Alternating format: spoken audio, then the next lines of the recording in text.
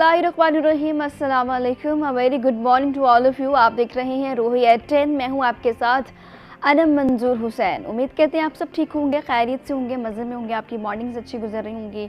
और मॉर्निंग्स अच्छी गुजरने का मतलब है कि आपका दिन बहुत अच्छा गुजर रहा होगा। और उम्मीद अल्लाह ताला से दुआ भी यही है, उम्मीद भी यही करते हैं कि आप सबके दिन भी बहुत अच्छे गुजरें। इसी के साथ साथ रमज़ान की आमद है और हम देख रहे हैं कि बहुत रमज़ान की तैयारियां ज़ोरों शोर से जारी हैं। लेकिन वहीं पर हम ये भी अक्सर औक़ात देखा करते हैं कि जैसे रमज़ान आता है तो कीमतें जो होती हैं ना वो यहाँ से यहाँ पहुँच जाती हैं, और फिर जो रोज़मर्रा की खाने पीने की अशिया होती हैं वो भी आम आदमी की पहुँच से दूर हो जाती हैं। तो हालांकि रमज़ान जब आता है तो होना तो ऐसा चाहिए कि कीमतें नीचे आएँ और तमाम वो लोग जो नहीं कुछ अच्छा खा सकते उनके लिए भी आसानी पैदा हो।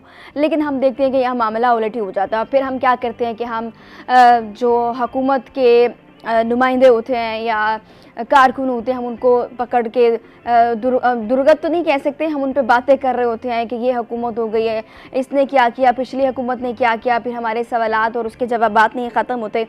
तो इस हुकूमत को 1 साल मुकम्मल हो चुका है। इस हुकूमत की क्या कारकर्दगी रही, अब तक क्या किया है। रमज़ान की जैसे आमद है तो रमज़ान आते ही क्या रमज़ान पैकेजेस सामने आएंगे, क्या सहूलियात है जो आवाम को दी जाएंगी, इस पर आज हम अपना प्रोग्राम करेंगे। इस हवाले से जिन मेहमानों ने हमें ज्वाइन किया उनका तारुफ आपसे करवा देती हूँ। सबसे पहले हमारे साथ मौजूद हैं चौधरी जाहिद मसूद साहब, जो कि प्रेसिडेंट हैं मुस्लिम लीग नून के। अस्सलाम वालेकुम सर, कैसे हैं आप? जी अल्हम्दुलिल्लाह। थैंक यू, बहुत शुक्रिया, आपने हमें वक्त दिया। इसी के साथ साथ तशरीफ़ फरमाए हमारे रिपोर्टर रौना अब्बास। अस्सलाम वालेकुम। वालेकुम सलाम। कैसे हैं आप? मैं ठीक हूँ, आप ठीक है मैडम? मैं बिल्कुल ठीक ठाक हूँ, बहुत शुक्रिया, आपने भी टाइम दिया। इसी के साथ साथ जाहिद साहब आपसे प्रोग्राम का आगाज़ करते हैं। आप रिप्रेजेंट कर रहे हैं PP 215, ठीक है। हुकूमत को 1 साल मुकम्मल हो चुका है। इसी के साथ साथ अगर बात कर लें आपकी खदमात मुस्लिम लीग नून के लिए क्या रहीं, उसके बावजूद आप देखें कि आपको टिकट नहीं दिया गया, तो क्या कहेंगे इस हवाले से? जी बिस्मिल्लाहिर्रहमानिर्रहीम। सबसे पहले मैं आपके रूही चैनल न्यूज़ टीम का, आपकी पूरी जो टीम यहाँ पर मौजूद है, सबका शुक्रिया अदा करता हूँ। उसके बाद ये PP 215 जो मेरा हल्का था, बिल्कुल था वो, आज से मेरा ख्याल 1 साल मुकम्मल हो गया इस बात को। तो पार्टी की जो टिकट, उसमें बहुत सारे मामलात होते हैं, उसमें बहुत सारी वजूहात भी होती हैं। उसमें सबसे बड़ी बात ये होती है कि वो कायदीन के फ़ैसले के मुताबिक दी जाती हैं, उनके मेरिट के हिसाब से दी जाती हैं। तो मैं ये समझता हूँ कि अगर मुझे कोई टिकट नहीं मिला या नहीं दिया गया तो कोई ऐसी बात नहीं है। अगर मुझे टिकट नहीं मिला तो मेरे जैसे और बेशुमार लोग थे, उनको भी टिकट नहीं मिला। लेकिन जो मुझे टिकट ना मिलने की बड़ी वजह थी वो ये है कि हल्का 149 हमारा NA का हल्का था, जिसमें जहांगीर तरीन साहब आगे थे। सीट एडजस्टमेंट हो गई थी मुस्लिम लीग की और IPP की। तो उसमें जब जहांगीर तरीन साहब यहाँ पर आए हैं तो वो हमारा मामला वहाँ पर वाइंड अप हो गया, क्लोज हो गया। जब NA में जो हमारे ऊपर हमारी मुस्लिम लीग की सीनियर क़यादत थी वो भी आउट हो गई, तो ऑटोमेटिकली हमने भी नीचे से आउट होना था। उसमें जहांगीर तरीन साहब ने अपने जो लोग थे उनको एडजस्ट किया। 215 में भी उन्होंने अपना कैंडिडेट खुद चॉइस पसंद करके रखा और 216 में भी। तो ये जो मामला हमारा टिकट का है, इसमें मैं ये बात तो क्लियर करूँगा, कारकर्दगी पे नहीं, मतलब अगर वो आए तो उन्होंने अपने बंदे एडजस्ट कर दिए, तो मामलात जो कारकर्दगी पर हैं तो फिर वो किधर गए? मामला कारकर्दगी की बात आप अगर देखें अल्हम्दुलिल्लाह, तो उसमें हम तो ये मुतमिन हैं इस बात से, हम ये बात फ़ख्र से कह सकते हैं कि जो 1 साल अल्हम्दुलिल्लाह गुज़रा है, उसमें हमारी जो वज़ीर आला पंजाब मरियम नवाज़ शरीफ साहिबा जो हमारी CM हैं, उनकी कारकर्दगी की तो देखें, मैं अगर बात करूं तो वो तो ये बात हो जाती है कि मैं पार्टी का वर्कर हूं, कारकुन हूं और मैं कैंडिडेट भी रहा हूं, कैंडिडेट था।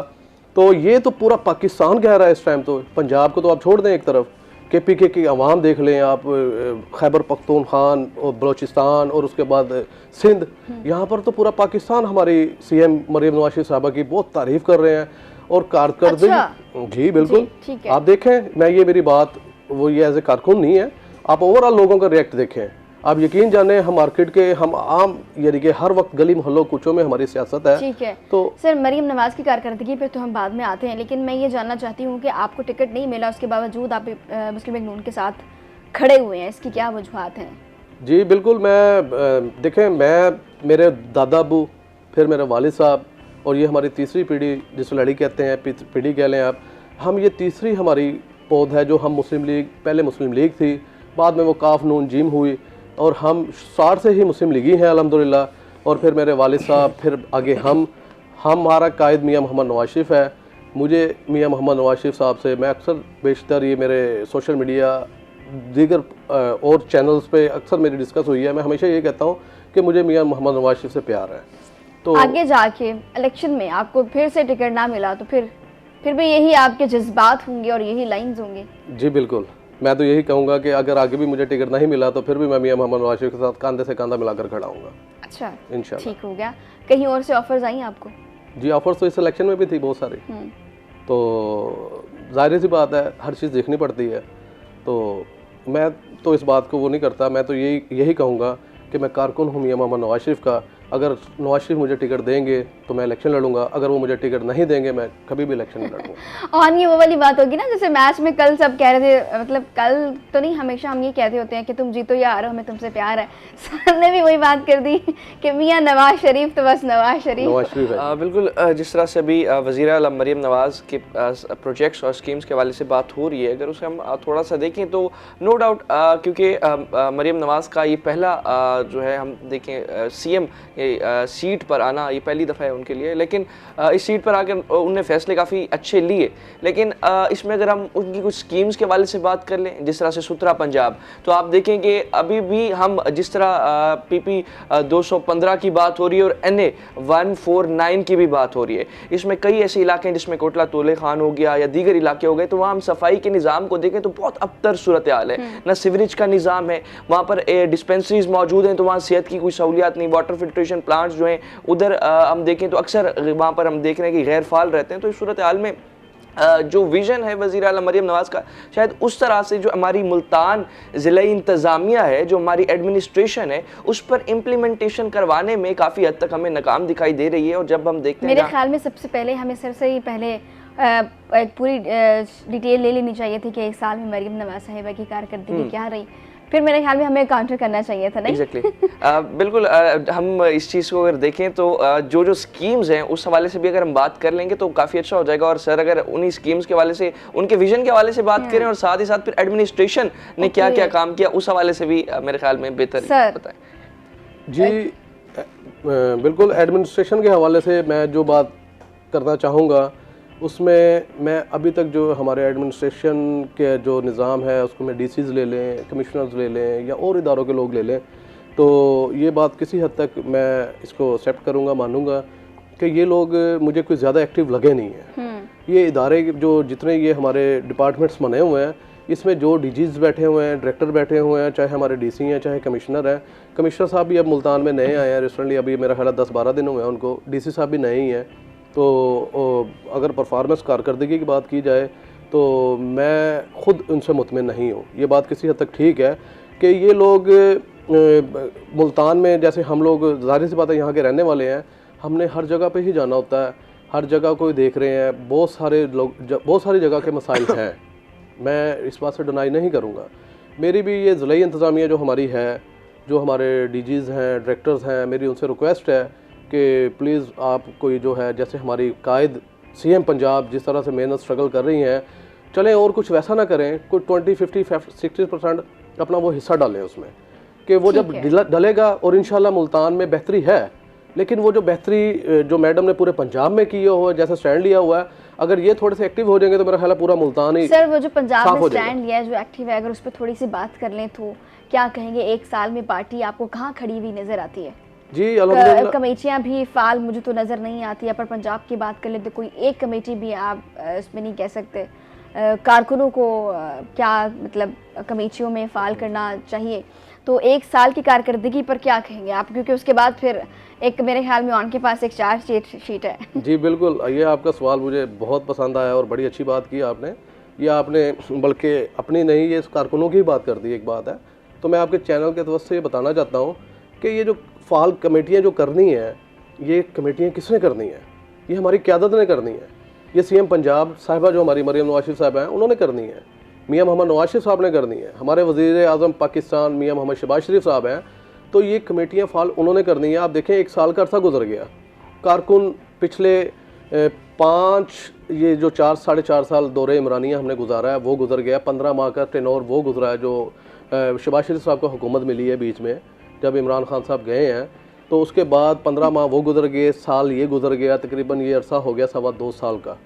फिर आपने भी 15 माह की बात की, तो फिर आप उस 15 महीनों को ऑन क्यों नहीं करते? जी, उस 15 महीनों को ऑन हम इस तरह से भी नहीं कर सकते थे या कर नहीं पा रहे थे कि वो उन्होंने आर्जी तौर पर एडजस्टमेंट जैसे की जाती है, उन्होंने वो सिर्फ बात ये चल रही थी कि पाकिस्तान का जो म्यार ग्राफ जो आप सुन रहे हैं, मैं सुन रहा हूँ, बच्चे बच्चे की ज़ुबान पर था, श्रीलंका बनने जा रहा है, बहुत बुरा हाल हो रहा है, डिफ़ॉल्ट हो रहा है। तो वो ये हुआ कि जब उन्होंने मुल्क संभाला है, आकर बैठे हैं, सिर्फ उन्होंने उनसे सिर्फ यही काम लिया है कि आप सिर्फ पाकिस्तान को देखें, सिर्फ पाकिस्तान की मईशत को देखें, मुल्क देखें, मुल्क किसी तरह से डिफ़ॉल्ट ना हो जाए, मुल्क किसी तरह से अल्लाह माफ़ करे जो श्रीलंका का हाल हुआ था वैसा ना हो जाए।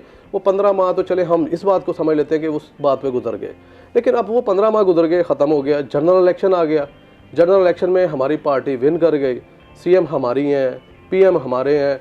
तो ये जो साल सवा साल का जो अरसा गुजर गया है, ये कारकुनों को अगर कमेटियों में एडजस्ट कर देते तो इसमें इनका क्या जाना था, एक बात है। तो ये हक राइट बनता है सर, ये हमारा राइट बनता है। हम लोगों ने स्ट्रगल्स की हैं, हम लोगों ने अपने बच्चों का हक पार्टी पे लगाया है, अपने बच्चों का हक पार्टी पे लगाया है। अब देखें आजकल जितना महंगाई का आलम है, जिस तरह से 2 टेनोर गुजर रहा है, अब घर के मामला तो नहीं सेटल कर सकते। हमने अपने घर, अपने बच्चों को भी देखा है, अपने वालदैन को भी देखा है, हमने पार्टी को भी देखा है, और अल्हम्दुलिल्लाह हमने अरसा 6-5-10 साल तो छोड़ दें आप, 5-4 साल तो सभी को याद होते हैं। हमें अल्हम्दुलिल्लाह, मैं फ़ख्र दावे से कह सकता हूँ कि अल्हम्दुलिल्लाह हमने पार्टी के लिए जो खिदमात जो की हैं, आज तक जो कुछ किया है, हमने कोई एहसान नहीं किया, ये बात पक्की कि हमने एहसान नहीं किया, लेकिन हमने जो कुछ किया है हमारा फ़र्ज़ था, हमने अपने कायद के लिए किया। लेकिन अब जब साल सवा साल गुजर गया है, तो आप अगर कमेटियों में चेयरमैन एडजस्ट नहीं कर सक रहे, पंजाब लेवल पे एडजस्ट नहीं कर सक रहे, डिवीज़न लेवल पे एडजस्ट नहीं कर सक रहे, तो फिर आप कहाँ खड़े हैं? आपको भी चाहिए ना, आप कारकुनों की कुर्बानियाँ देखें। अपनी बात नहीं कर रहा मैं सभी की बात कर रहा हूँ ओवरऑल। अपर पंजाब में कोई कमेटी आज तक फाल नहीं हुई, साउथ पंजाब में हम लोग रह रहे हैं, एक कमेटी फाल नहीं हुई, तो ये DGs MDA हो गया, DC साहब हो गए, कोई बात कैसे सुनेगा जब तक बात करने वाला ही नहीं होगा। तो सर, ये तो आपने अपनी बात कर दी कि आपको टिकट नहीं मिला, उसके बावजूद आप पार्टी के साथ बड़े सिंसियर नज़र आते हैं, उसके बावजूद पार्टी की जानिब से आपके लिए कुछ ख़ास काम नहीं किया गया। लेकिन अगर हम देखें तो पीपल्स पार्टी इत्तेहादी है, लेकिन यहाँ पर अगर मुल्तान की बात करें तो यहाँ पर आपस में अक्सर ही मुस्लिम लीग नून और पीपल्स पार्टी की आपस में लगी हुई होती है कि यहाँ पर पीपल्स पार्टी ज़्यादा हमें एक्टिव नज़र आती है, मुस्लिम लीग नून इतना एक्टिव नज़र नहीं आती। तो आज जो इत्तेहादी हैं आपस में ही जब इस तरह से बातों के तीर बरसाएंगे अल्फाजों के, तो फिर कैसे आगे काम चलेगा? जी बिल्कुल, इत्तेहादी तो हम इस गवर्नमेंट के नहीं है, हम पीछे से भी 15 माह जो टेनोर हमारा गुजरा है उसमें भी हम इत्तेहादी थे, बिल्कुल ठीक है। लेकिन अब रिसेंट कोई हफ्ता 10 दिन 2 हफ्ते पहले की बात है, हमारी इनके साथ जैसे सीट एडजस्टमेंट कह लें, जैसे सेटलमेंट कह लें, हमारी पीपल्स पार्टी के जो दोस्त हैं हमारे मुल्तान के ले लें या पूरे पंजाब के ले लें, उन सब से हमारी जो क़यादत है उनकी एक मीटिंग हुई है लाहौर में, और उसमें 40-60 का फार्मूला तय हुआ है कि 40% पीपल्स पार्टी के लोग और 60% का जो है। लेकिन इसके बावजूद हम इख्तलाफात ही देखते हैं। नहीं, इख्तलाफात तो आप देखेंगे बिल्कुल ऐसे है, क्योंकि उसमें ये होता है कि अब आप देखें कि अगर डिपार्टमेंट्स वाइज अगर कमिश्नर के पास, DCs के पास जो कारकुन पीपल्स पार्टी के हैं वो जाके अगर काम करवा लेंगे, तो गवर्नमेंट पंजाब हमारी है, CM हमारी है, गवर्नमेंट हमारी है, तो फिर जाहिर सी बात है इख्तलाफात तो पैदा होते हैं ना। तो उसमें ये है कैबिनेट का हिस्सा नहीं है ना, आईनी ओहदों पर फाइज है। हाँ जी, बिल्कुल ऐसे ही है। तो इसी हवाले से ही ये मैंने डिस्कस किया है कि ये जब तक आप देखें हमारी वज़ीर आला हैं मरीम नवाज शरीफ साहबा, उनको चाहिए कि वो कारकुनों को मोबिलाइज़ करें। PTI ने नहीं किए। PTI के 3.25 साल के दौर में आप देख लें जितनी कमेटियाँ थी फाल थी, जितने उन्होंने अपने वर्कर थे, कारकुन थे, एडजस्ट किए उन्होंने। किसी को PHA के चेयरमैन बनाया, एजाज जंजवा साहब थे, उधर से गला मंडी ले लें, MDA ले लें, राणा जबार साहब थे, और बहुत सारे लोग, यानी हर कमेटी में फाल थे। तो वो जो लोग थे उन्होंने बैठकर अपने लोगों के काम करवाए हैं। उन्होंने जाकर DG साहब से मिले हैं तो वो डायरेक्ट मिले हैं जाकर, एक बात है। कमिश्नर साहब से मिलना है तो उन्होंने डायरेक्ट मिलना है। DC साहब, अब हम यहाँ पर जाएँ और पहले तो जाकर अंदर हम अपनी पर्ची भिजवाएँ या अपना कार्ड भिजवाएँ और उन्हें कहें सर ये हम आपके बाहर बैठे हुए हैं, एक बात है। तो इस चीज़ों से बड़ा मसला बनता है, एक बात है। इसी वजह से हमारी और पीपल्स पार्टी के लोगों की जाहिर सी बात है, देखें हम जब ये कहते हैं कि हमारी CM है, हुकूमत हमारी है, तो हम तो ये ख्वाहिश करेंगे और कहेंगे कि हमारे काम होने चाहिए, और अगर उनके होंगे तो ऑटोमेटिकली हमारे में मामला डिस्टर्ब होंगे। ठीक हो गया। और अगर यही बात हम करें कि मुस्लिम लीग नून मुल्तान में इतनी कमज़ोर क्यों है, इत्तेहादी तो पीपल्स पार्टी, लेकिन आपस के इख्तलाफात ख़त्म नहीं होते? अगर इसमें हम देखें जिस तरह से मुस्लिम लीग नून की और मुल्तान के वाले से बात हो रही है, तो ग्राउंड रियलिटीज़ की बात करें तो मुल्तान से एक ही सीट जो है सलमान नईम साहब की, वो जो है जीते थे मुस्लिम लीग नून की जानिब से। और उन्हें अगर हम देखें तो वो जो भी कोई भी इवेंट होता है वज़ीर आला मरीम नवाज़ के विजन के मुताबिक, जिस तरह से आप देख लें कि अभी रिसेंटली हमने देखा कि कोई भी स्कॉलरशिप प्रोग्राम हुए, उसके बाद जो है सुतरा पंजाब भी अगर कहीं प्रोग्राम शुरू होता है तो वो ऑन द फ्रंट ही हमें नज़र आते हैं। बाकी क़यादत जो मुस्लिम लीग नून की, जितने लोग मुस्लिम लीग नून के साथ कई सालों से अटैच हैं, जिस तरह से अभी जैन ने भी बात की कि हम तकरीबन 3 जो है पुश्तों से नून लीग के साथ अटैच हैं, तो जब तक वही बात है कि मुस्लिम लीग अपने वर्कर्स को, अपने कैंडिडेट्स को खुद ओन नहीं करेगी तो ये मसले मसाइल तो जाहिर सी बात है रहेंगे। और सलमान नईम साहब की हम बात करें तो वो खुद पहले पीटीआई में थे और कुछ ही अर्सा हुआ उन्हें नून लीग में आए हुए, तो उनकी भी हम देखते हैं कि इस तरह से फ्रंट पर आना और हर चीज़ में उन्हें ही डोमिनेट कर देना, तो ये अंदर अंदर से भी मुस्लिम लीग वर्कर्स कोई ऑन नहीं कर रहे, अवाम किधर जाएगी? बिल्कुल ऐसे ही है। अवाम की भी अगर हम बात करें तो जिस तरह से अभी हमने देखा कि एडमिनिस्ट्रेशन लेवल पर जो ये मसाइल चल रहे हैं, जिनकी अभी निशानदेही हो रही थी, तो उसमें एक वर्कर जब ओन नहीं होगा तो जाहिर सी बात है किसी भी शहरी का एडमिनिस्ट्रेशन के अफसरान के पास जाना और कोई भी दरख्वास्त पुट करना, और जिस तरह से हम देखते हैं कि हमारा CM कंप्लेंट सेल भी मौजूद है, उसके होने के बावजूद अभी जो है हमारी एडमिनिस्ट्रेशन जो है मुल्तान की कुछ खास जो है हमें उन तमाम सूरत हाल में काम करती दिखाई नहीं देती। और अभी ओवरऑल जिस तरह से सिचुएशन पर बात हो रही है, तो एक चीज़ मैं ऐड करना चाहूँगा कि सुतरा पंजाब, क्योंकि सबसे बड़ा इस टाइम अगर हम देखें तो मरीम नवाज़ का प्रोजेक्ट जो है वो सुतरा पंजाब का ही था। जब से वो CM बनी है तो इस प्रोजेक्ट को वो शुरू दिन से लेकर जो है काफ़ी सीरियस हैं, और उसके बाद जो है शहर की खूबसूरती को मज़ीद इन्हांस करने के लिए उनने ग्रीन बेल्ट पर काम करना और उसके बाद शहर की खूबसूरती को उजागर करने के लिए जो इंक्रोचमेंट्स हम देखते थे शहरी हदूद के अंदर, उन्हें ख़त्म करना और सारे रेडी बानों के लिए एक अलग से सेटअप कर देना रेडी बाज़ार का। तो उस सारी सूरत हाल में भी अगर हम देखें एडमिनिस्ट्रेशन लेवल पर, तो अगर कोई ऑपरेशन होता है कहीं पर भी इंक्रोचमेंट के ऊपर, तो 2-3 दिन बाद हम देखते हैं नॉर्मली सब कुछ वैसा ही होता है। और उसमें भी हम देखते हैं कि गरीब लोगों का हक मारा जा रहा होता है, और जो लोग इस तरह के होते हैं उनके साथ उनकी एडजस्टमेंट हो जाती है और चीज़ें वहीं की वहीं हैं। बिल्कुल, ये मैं इस बात से एग्री नहीं हूँ कि गरीब लोगों का मसला जो है वो डिस्टर्ब हो रहा है या उनके साथ नाइंसाफ़ी हो रही है। आप ये देखें कि हम जिस जगह पे भी निकलते हैं, ये गरीब लोग या ये रेडीबान या ये रिक्शे वाले या XYZ जो भी है, एक बात है, यही लोग डिसिप्लिन की खिलाफ वर्जी फुली तौर पर करते हैं। देखें, मैं अरसा काफ़ी मैं बाहर गुजार के आया हूँ अपनी लाइफ का। मैं सिंगापुर होता था, ये रेस्टोरेंट मैं लास्ट 5 साल पहले यहाँ पर आके बिल्कुल एडजस्ट हुआ, सेटल हुआ, जिसमें मैंने अपनी कैंपेन शुरू की। इससे पहले मेरे बड़े भाई थे, वो काउंसलर बने हैं, भाभी हैं, वो 5 बार लेडीज़ काउंसलर बनी हैं। तो बात ये है कि जब हम लोग बाहर रह के आए हैं, हमने खुद देखा उन लोगों को, मैडम यकीन जाने कभी उन्होंने कानून की खिलाफ वर्जी नहीं की, कभी उन्होंने नाजायज़ ये टेबल है या मेज़ है, कुर्सी है, कोई चीज़ अपनी हदों से बाहर नहीं रखी। जब ये लोग, अगर हम खुद, सबसे पहले मैं चाहता हूँ, मैं खुद ये कहता हूँ हमेशा, हम सबसे पहले अपनी इस्लाह करें, ना कि देखें मेरी बात सुनिए, वज़ीर आला ने तो नहीं पंजाब ऊपर से आना, लाहौर से आना या इस्लामाबाद से आना कि आप इसकी वो करें। अब मेरे हाथ में एक केन है या कोई भी चीज़ मैंने खाई है, वो मेरे हाथ में है, अगर मैं उठा के डस्टबिन में फेंक दूंगा तो मेरा ख्याल है कि इसमें मेरी और मेरे मुल्क की जो है वो मैं इंडिविजुअली भी सबकी रिस्पांसिबिलिटी बनती है। और अगर वही चीज़ मैं उठाकर फेंक दूंगा सड़क पर, ठीक है, और वो ये चीज़, अब देखें ना, हम खुद कुछ अपनी भी इस्लाह करें, एक बात है। ठीक है सर, ये तो तजावुज़ात की बात होगी। तरक्याती कामों की अगर बात कर ले तो आपको लगता है कि उस रफ्तार से हो रहे हैं जिस रफ्तार से होने चाहिए? हमें तो कहीं कोई तरक्याती काम होते हुए नज़र नहीं आ रहे। जी बिल्कुल, हम लोग मुल्तान के रहशी हैं। मेरा ख्याल है मुल्तान को अगर देखें तो अभी तक मुल्तान में सलमान नईम साहब जो हमारे MP हैं, मैं उनका वोटर सपोर्टर भी हूँ, क्योंकि मेरा हल्का भी वही है सलमान नईम वाला। तो मैं उसके साथ, मेरा जब मुझे पार्टी का टिकट नहीं मिला तो मैंने बड़ा उसके साथ मैंने कैंपेन की है, डोर टू डोर गए हैं और बहुत सारे जलसे किए हैं और करवाए हैं।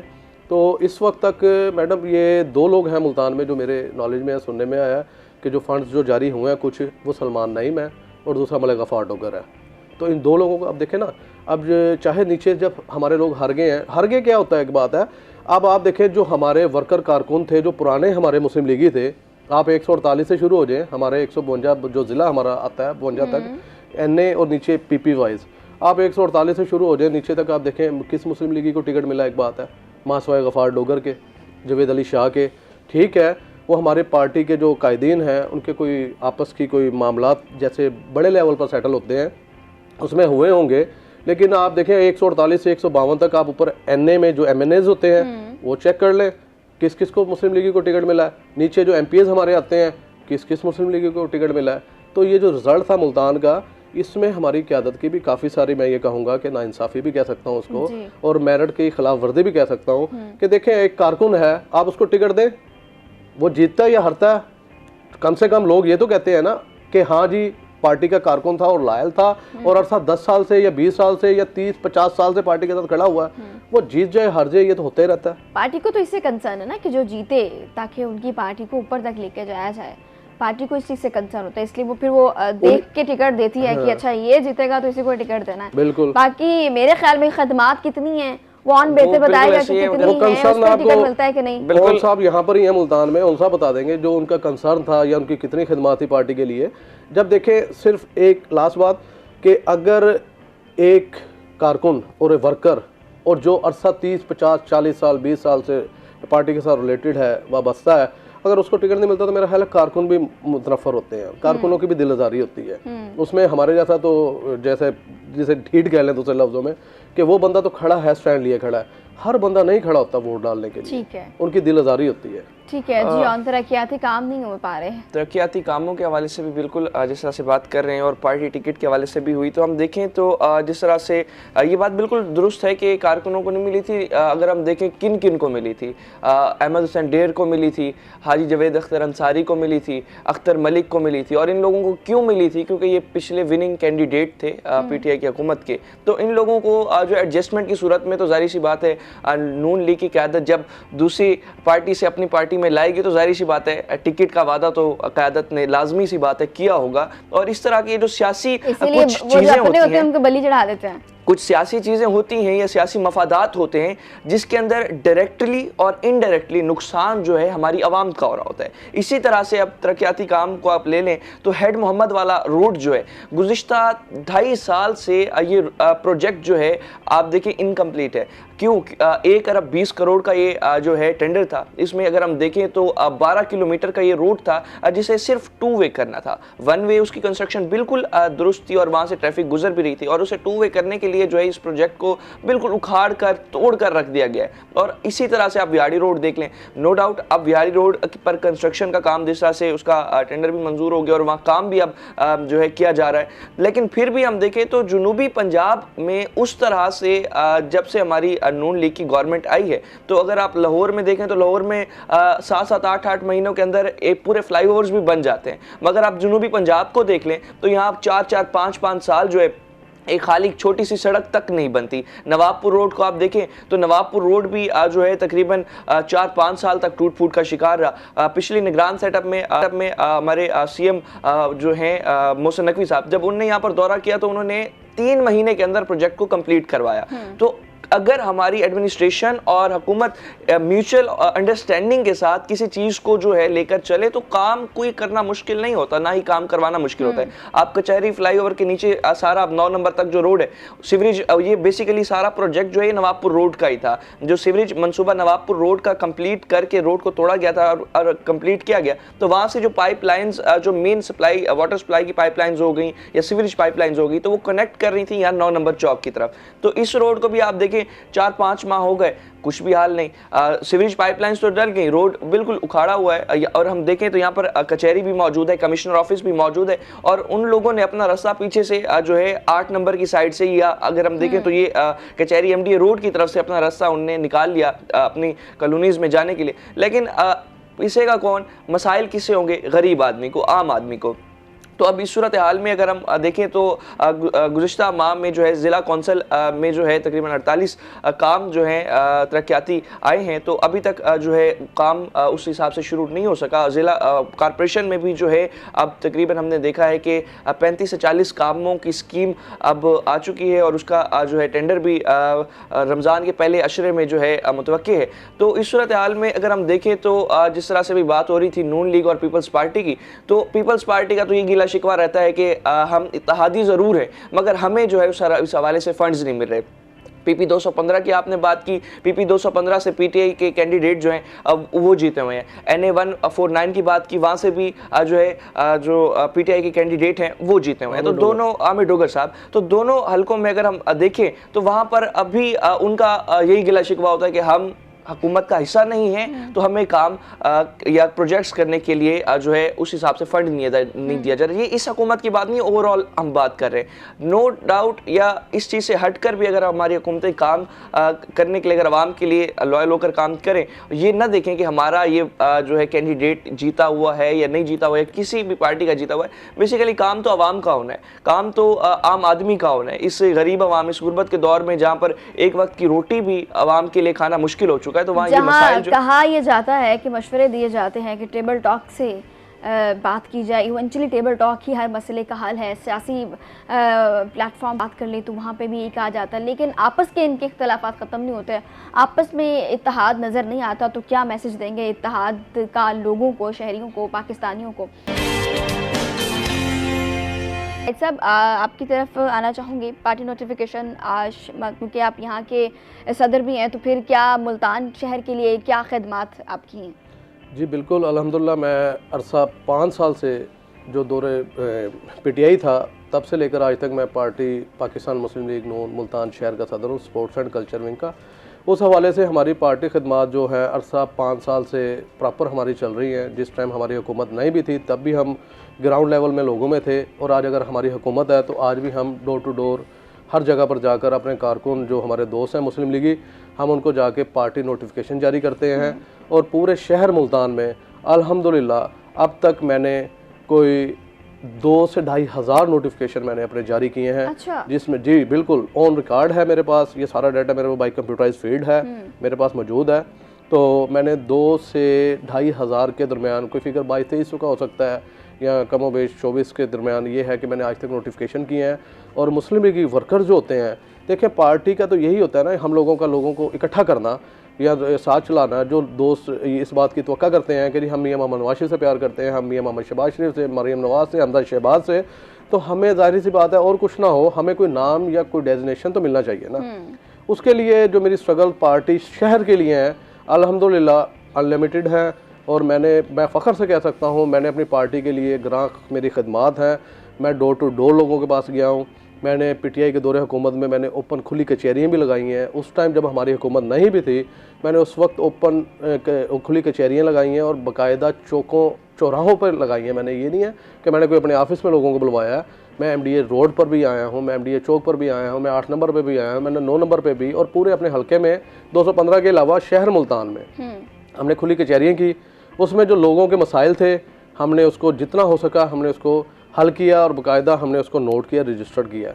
और उसके बाद हमने NA लेवल जो मेरे पास शहर में जो मेरे पास आते हैं NA, उसके बाद PP, उसके बाद आ जाती है यूनियन काउंसिल्स, फिर वार्ड्स आ जाते हैं जो काउंसलर के होते हैं वार्ड्स वाइज। हमने हर ग्राउंड पर हर जगह पे हमने नोटिफिकेशन किए हैं। और अल्हम्दुलिल्लाह इसी वजह से आज मैंने पाकिस्तान मुस्लिम लीग की एक बहुत बड़ी मजबूत टीम मुल्तान में इकट्ठी की हुई है, और लोग मेरी इस कारकर्दगी को, मेरी इस परफॉर्मेंस को एक्सेप्ट करते हैं। पूरा मुल्तान नहीं, मेरी पार्टी के लोग नहीं, मेरे पार्टी के जो अगेंस्ट हैं, PTI के लोग हैं, चाहे पीपल्स पार्टी के लोग हैं, अल्हम्दुलिल्लाह वो भी मुझे इस बात पर मुझे खराज तहसीन पेश करते हैं। और मेरे लिए बड़ी फ़ख्र की बात है कि मैं अपने कायद मियां मोहम्मद नवाज शरीफ की जो दी गई जिम्मेदारी है, जो हमारी पंजाब सदर हैं, हमारी वो सदर भी पंजाब की लेडीज़ ही हैं जो स्पोर्ट्स एंड कल्चर में की है, मिसेज़ नसरीन अख्तर मलिक साहिबा, उनकी पंजाब के लिए बहुत खिदमात हैं। उस लेडीज़ ने तनहा जिस टाइम ग्राउंड लेवल पर, जिस टाइम पंजाब लेवल पर XYZ किसी भी जगह पर कोई नहीं था, वो भी खड़ी हुई हैं। उन्होंने भी मियां मोहम्मद नवाज शरीफ से, मरीम नवाज शरीफ से वफादारी की। सर, रमज़ान की आमद है, हम देखते हैं कि रमज़ान आता ही महंगाई जो होती है ना, महंगाई का जिन बोतल से बाहर आ जाता है। हालांकि रमज़ान में ऐसा होना नहीं चाहिए। रमज़ान पैकेज के हवाले से बताएं कि CM पंजाब जो है क्या रमज़ान के हवाले से क्या तोहफे तोहफ़ लेकर आने वाली हैं, या अभी तक अनाउंस हुए हैं? जी इंशाल्लाह ये बात आपकी बिल्कुल मैं मानता हूँ और देख रहा हूँ अरसा जितना टाइम मेरी भी लाइफ में उम्र मेरी 40 साल गुजर चुकी है। जब भी रमज़ान आता है हमारे यहाँ पर रेट्स जो हैं हर चीज़ के वो आसमान को छूने लग जाते हैं। जबकि ये सबसे इम्पोर्टेंट चीज़ ये होती है सर कि रमज़ान बाज़ार लगाए जाएं। आपकी हुकूमत नहीं हमें रमज़ान बाज़ार लगाती हुई नज़र आ रही, क्या वजह नहीं है? नहीं नहीं, बिल्कुल ये ऐसा नहीं है। हमारे रमज़ान बाज़ार बिल्कुल रेडी हैं, एक्टिव हैं। अच्छा, ये रिसेंटली मेरी 4 दिन पहले मार्केट कमेटी सब्जी मंडी के जो सेक्रेटरी हैं, इस टाइम चेयरमैन तो कोई भी नहीं है ना, जी, तो सेक्रेटरीज जो इस टाइम वो तो मौजूद बैठे हुए हैं। मार्केट कमेटी के सेक्रेटरी हैं सब्जी मंडी के, उनसे मार्केट कमेटी के सेक्रेटरी हैं गला मंडी के, उनसे ये हफ्ता पहले 4 दिन पहले मेरी ये सब्जी मंडी के जो सेक्रेटरी हैं उनसे मीटिंग हुई है। उससे पहले गला मंडी के जो सेक्रेटरी थे उनसे मीटिंग हुई है। हमारे बाकायदा रमज़ान बाज़ार इंशाल्लाह मुल्तान में लग रहे हैं, मुल्तान में नहीं पूरे पंजाब में लग रहे हैं इंशाल्लाह। उसके लिए हमारी सीएम पंजाब मरियम नवाज साहबा ने 40 अरब रुपए की सब्सिडी दी है, और उसमें रमज़ान बाज़ारों के अलावा जो इन्होंने ये अपना पिछले दिनों हमारे कारकुन ले लें या आम आवाम ले लें, गरीब लोग ले लें, जो भी है एक बात है, उनकी बाकायदा लिस्टिंग हुई है, ऑनलाइन उनका डाटा उन्होंने सबमिट किया है। उनको फ़ीकस जो भी उसमें तकरीबन मेरा ख्याल है कोई 30 से 35 लाख लोग आ रहे हैं वहाँ पर जिनके ऐड हुए हैं, उनको 10,000 रुपया पर फैमिली उनको वो सीएम पंजाब साहबा वो भी देंगी। और सस्ते बाज़ारों के लिए मदनी चौक और मेन जो मुल्तान के चौराहे हैं, जो मेन जगह कह लें, अपना लांगे हबाग के पास हमारी एक मार्केट है, ठीक है। 9 नंबर पर ये वासा का दफ्तर है जो हमेशा जुमा बाज़ार भी लगता है यहाँ पर, और मेन जितने भी चौक हैं इंशाल्लाह वहाँ पर सस्ते बाज़ारों का इंतजाम हो चुका है, ठीक है। और इंशाल्लाह प्रॉपर ये यकम रमज़ान पर स्टार्ट हो जाएगा। लेकिन ठीक है। सर और बस सस्ते क्या हवाले से बाजार अपडेट ही है, 40,000 40,000 अरब रुपए का मेरे ख्याल में सर ने बताया कि सब्सिडी देने जा रहे हैं, रमज़ान बाज़ार भी लग रहे हैं। नहीं, रमज़ान बाजार नहीं लग रहे, सस्ता बाजार लग रहा है। सस्ता बाजार, सस्ता बाजार लग रहा है। रमज़ान बाजार जो है हमारी एडमिनिस्ट्रेशन या हमारी हुकूमत की जानिब से जो है इस दफ़ा नहीं लगाए जाएंगे, क्योंकि हमने देखा कि पहले भी रमज़ान बाजार लगते थे तो रमज़ान बाजार में ही सब्सिडी दी जाती थी। अगर सस्ता बाजार लगेगा तो हम देखते हैं कि उस हिसाब से तो पूरे महीने में तक 2 से 3 दिन तो हम देखते हैं लाजमी, इतवार ले लें आप, जुमा ले लें, तो इन दिनों में बाजार तो वैसे ही लगते हैं, कहीं जुमा बाजार लगता है, कहीं हम हफ्ता अक्सर बाजार देखते लगता है। हैं कि वो 2 दिन के लिए रमज़ान था, में वो रोज़ा 2 दिन के रख लिए के है। वो जो लाइनें लगी हुई होती हैं कि वहाँ तक पहुँचते पहुँचते आप वैसे ही गिर पड़ते हैं, और इतनी गर्मी में ये सारी चीज़ें, तो कहाँ चीज़ें बेहतरी की तरफ हैं। वो जो 2 दिन का सस्ता बाजार है ना, वो भाई की बात ठीक है, वो 2 दिन के लिए है, वो जुमा ये इतवार है, एक बात है। और ये इंशाल्लाह ये सस्ता बाजार कह लें, इसको रमज़ान पैकेज कह लें, कुछ भी कह लें, ये पूरा महीना प्रॉपर ये लगेगा और आप देखेंगे मुल्तान में इंशाल्लाह। बिल्कुल, ये एक अच्छी बात है अगर हमारा सस्ता बाज़ार लगे, लेकिन हुकूमत ने इस दफ़ा रमज़ान बाज़ार, क्योंकि हमने देखा कि पहले तो लोगों को लाइनों में लगकर आटा लेना पड़ता था, लाइनों में जाकर जो है इस हवाले से हम देखते हैं रमज़ान चीनी का बहरान का सामना है। तो उसी चीज़ को मद्देनज़र रखते हुए वज़ीर आला मरियम नवाज़ ने जो है एक पैकेज 10,000 का, एक बहुत बड़ा पैकेज है 10,000 रुपये, क्योंकि हमने देखा इससे पहले अगर राशन बैग भी दिए जाते थे वो भी 2 से 3 या 4,000 मालियत के वो बैग थे। तो एक ही दफ़ा जो है सब्सिडी वो रमज़ान पैकेज की जो है वो उसी कीमत में अकोमोडेशन की जा रही है, और उसी तनाजुर में जो है हुकूमत पंजाब ने ये फैसला भी किया कि पूरे जो है पंजाब के अंदर जो है इस दफ़ा रमज़ान में बाज़ार नहीं लगाए जाएंगे। आवाम को जो है, गरीब आवाम को जो है सब्सिडी देने के लिए, जिस तरह से अगर 35 लाख लोगों की भी बात हुई, तो जितना भी एक फिगर है उन्हें जो है शॉर्ट लिस्ट करने के बाद जो है वो एक रकम दी जाएगी, ताकि वो रमज़ान में जो है अपने हिसाब से ख़रीदारी कर लें, अपने हिसाब से जो है चीज़ों को देख लें। तो सस्ता बाज़ार जो है इस दफ़ा हुकूमत की जानिब से नहीं लगाए जाएंगे, और रमज़ान बाज़ार जो है हुकूमत की जानिब से नहीं लगाए जाएंगे। और इसमें अगर हम ओवरऑल रमज़ान के वाले से भी बात करें तो हमारे जिस तरह से प्राइस कंट्रोल मजिस्ट्रेट जितने भी, अभी आप देखेंगे कि रमज़ान अभी शुरू होगा तो एक दिन पहले खजूर की कीमत अगर 500-600 रुपए किलो होगी, रमज़ान अनाउंस मतलब आज हो गया है, तो वो 1,000-1,500 तक भी हम देखते हैं कि अच्छी खजूर जो होती है उसकी कीमत बिल्कुल ऐसी है, वो कीमत हो जाएगी। चीनी का बहरान आ जाएगा, आटे का बहरान आ जाएगा। बाहर के मुल्कों में ये होता है कि हम देखते हैं कि अक्सर हमारे जितने भी दोस्त अहबाब फैमिलीज़ के लोग जो बाहर सेटल्ड हैं, वो हमें तस्वीर भेजते हैं कि बाहर जो अगर एक इस्लामिक मुल्क नहीं भी है वहाँ पर भी हम देखते हैं कि वो हमें भेजते हैं कि यहाँ पर रमज़ान के हवाले से है, कोई त्यौहार है तो उसमें भी वो इस तरह की चीजें बिल्कुल डिस्काउंट दिया जाता है, या वो एक जो है वो एक अच्छा एक पैकेज अनाउंस कर देते हैं, लेकिन रमज़ान में भी दिया जाता है बिल्कुल। और यहाँ पर हमारे जो ज़ख़ीरा अंदोज़ जितने लोग हैं वो समझते हैं कि रमज़ान जो आ रहा है इसमें हमारी जितनी नेटवर्क है उससे हमने डबल से ट्रिपल टैकल किस तरह से करना है। और इसमें आप देखें तो किसका कसूर है? हमारी एडमिनिस्ट्रेशन का कसूर है, हमारी हुकूमत का कसूर है कि आपका गरीब आदमी पे जोर चल रहा है, आपका ज़ख़ीरा अंदोज़ी या उस माफिया के खिलाफ आपका जोर क्यों नहीं चल रहा, जो रमज़ान की आड़ में आकर जो है एक गरीब आवाम पर जो है महंगाई का जो जिन है वो जो है उस पर मुसलत कर देते हैं। और अभी भी हम देखें तो अभी जो एक हमारा इन्फ्लेशन रेट जो है अगर इस टाइम तकरीबन 28% तक चल रहा है, रमज़ान में आप देखेंगे वो 35% से भी ज़्यादा बढ़ जाएगा।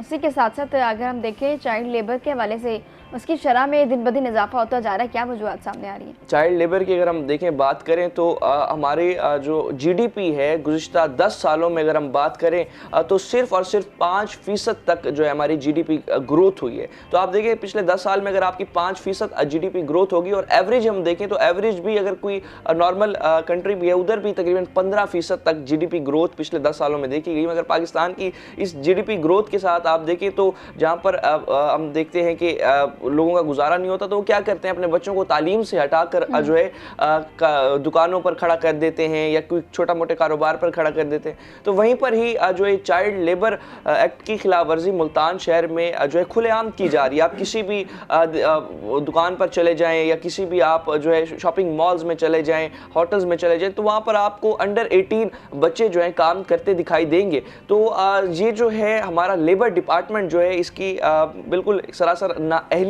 है। और इसके साथ साथ जो हुकूमत ने पिछले बजट में नून लीग हुकूमत ने पिछले बजट में जो एक हमने देखा कि 37,000 रुपये उजरत मखसूस की हमारे लेबर्स के लिए। तो आप वो भी देख लें तो हम इंडस्ट्रीज़ को देख लें, हम देख लें कहीं पर कोई चौकीदार खड़े तो वो भी आप देखें तो उस पर भी हमारे डिपार्टमेंट्स जो है अमल दरामद करवाने में मुकम्मल तौर पर नाकाम है। तो गरीब आदमी के लिए आपने एक 37,000 रुपये उजरत मुख्तस की है, वो भी उसे ना मिले और फिर महंगाई भी बढ़ जाए, ज़ख़ीरा अंदोज़ी भी हो रही हो, तो आम आदमी का गुजारा करना बहुत मुश्किल है।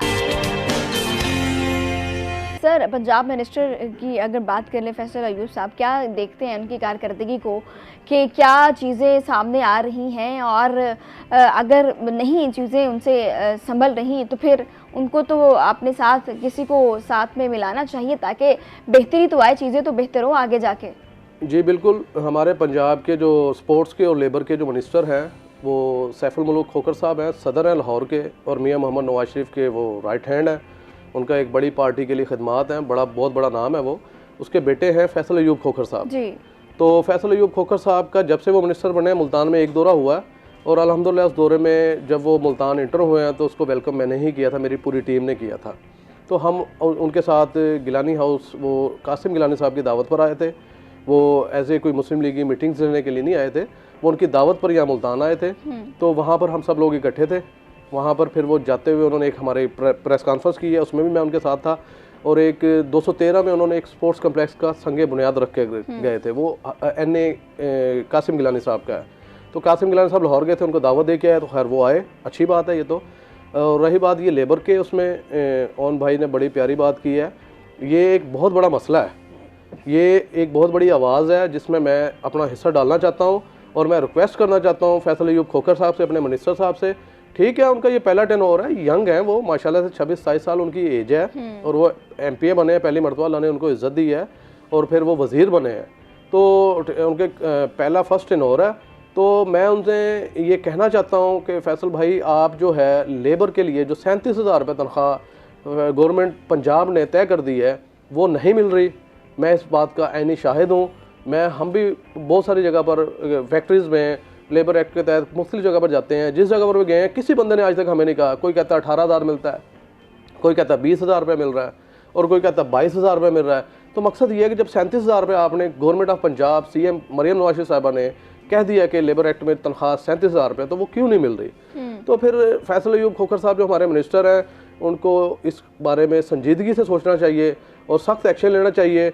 और मैं इस हवाले से ये भी कहूँगा कि वो अपनी टीम्स बनाए नीचे उसको पूरे पंजाब में अपनी जो इनके पास मिनिस्ट्री है उसमें कारकुनों को मुख्तलिफ लाहौर में, इस्लामाबाद में, पिंडी में, मुल्तान में, रहीमयार खान में एडजस्ट करें लोगों को, वर्कर अपने साथ खड़ा करें उनको, ताकि वो आपको पूरी रिपोर्ट्स दें और लोगों के जो मसाइल हैं वो आपको बताएं।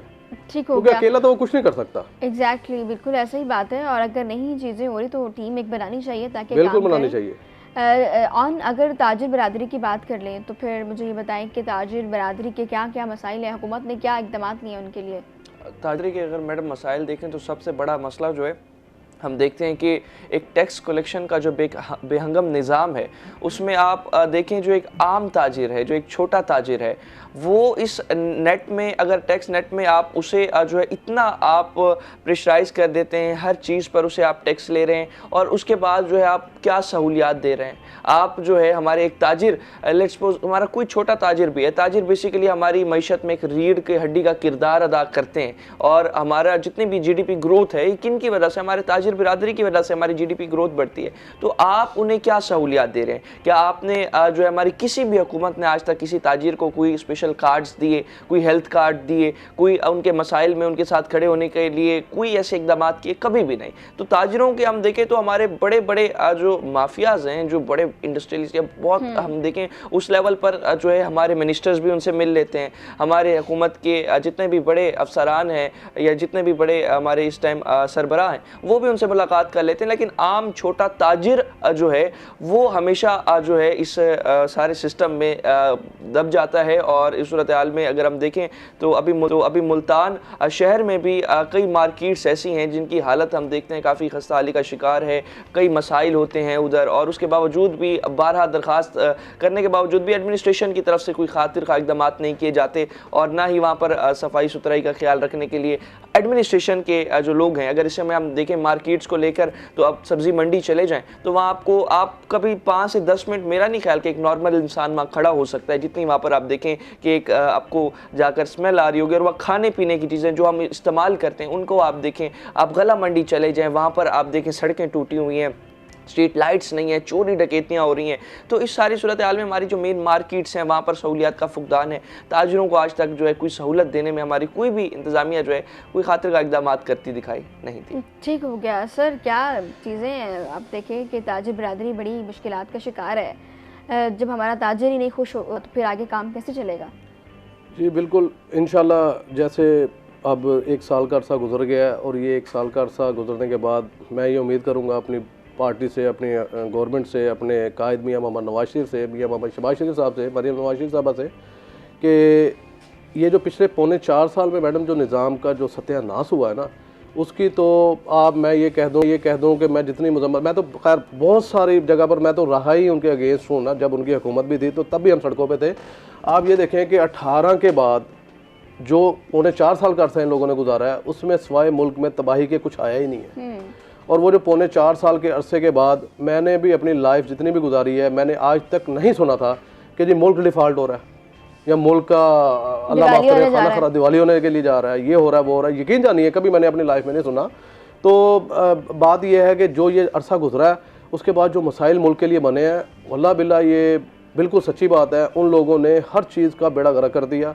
उन्होंने, आप ये देख लें कि महंगाई का तनासुब आप ये देख लें कि मुझे अच्छी तरह से याद है कि 18 में जब मैं यहाँ पर मौजूद ही था, उस टाइम भी पाकिस्तान में इलेक्शन जब हुआ है, तो उस वक्त रेट्स घी के ले लें, मुख्तसर सी बात करके वो करूँगा क्योंकि बहुत सारी चीज़ें ऐसी हैं, घी, चीनी, आटा, ये चीज़ें रिक्वायर्ड है हम लोगों को। अगर बात करें तो IPPs के साथ मुआहदे भी तो आप लोगों ने किए हैं ना? IPPs के साथ मुआहदे जो हुए हैं वो जो हमारी हुकूमत ने किए हैं वो बात की बात है। मेरी बात हो रही है उस पौने 4 साल की कि उस पौने 4 साल में जो महंगाई का जो हाल हुआ है मुल्क के साथ, महंगाई को छोड़ दें, जो मुल्क के साथ हाल हुआ है, आप खुद आप भी सुनती रही हैं, मैं भी ये बताता रहा हूँ, अभी भी बताया कि मुल्क डिफ़ॉल्ट हो रहा है। तो मकसद ये है कि जब हमें गवर्नमेंट मिली है तो हालत ये थी कि अल्लाह माफ़ करे कि यही लगता था कि आज गए मुल्क, आज गया, कल गया, परसों गया, यही कुछ हो रहा था। तो उसके बाद जब ये हम लोगों को, आप ये मानते हैं कि IPPs के साथ महंगे मुआहदे किए गए? नहीं, मैं इस बात को तो नहीं मानता कि IPPs के साथ मुआहदे कोई महंगे किए गए हैं, ये कोई ऐसी बात है। देखें ऐसा नहीं है।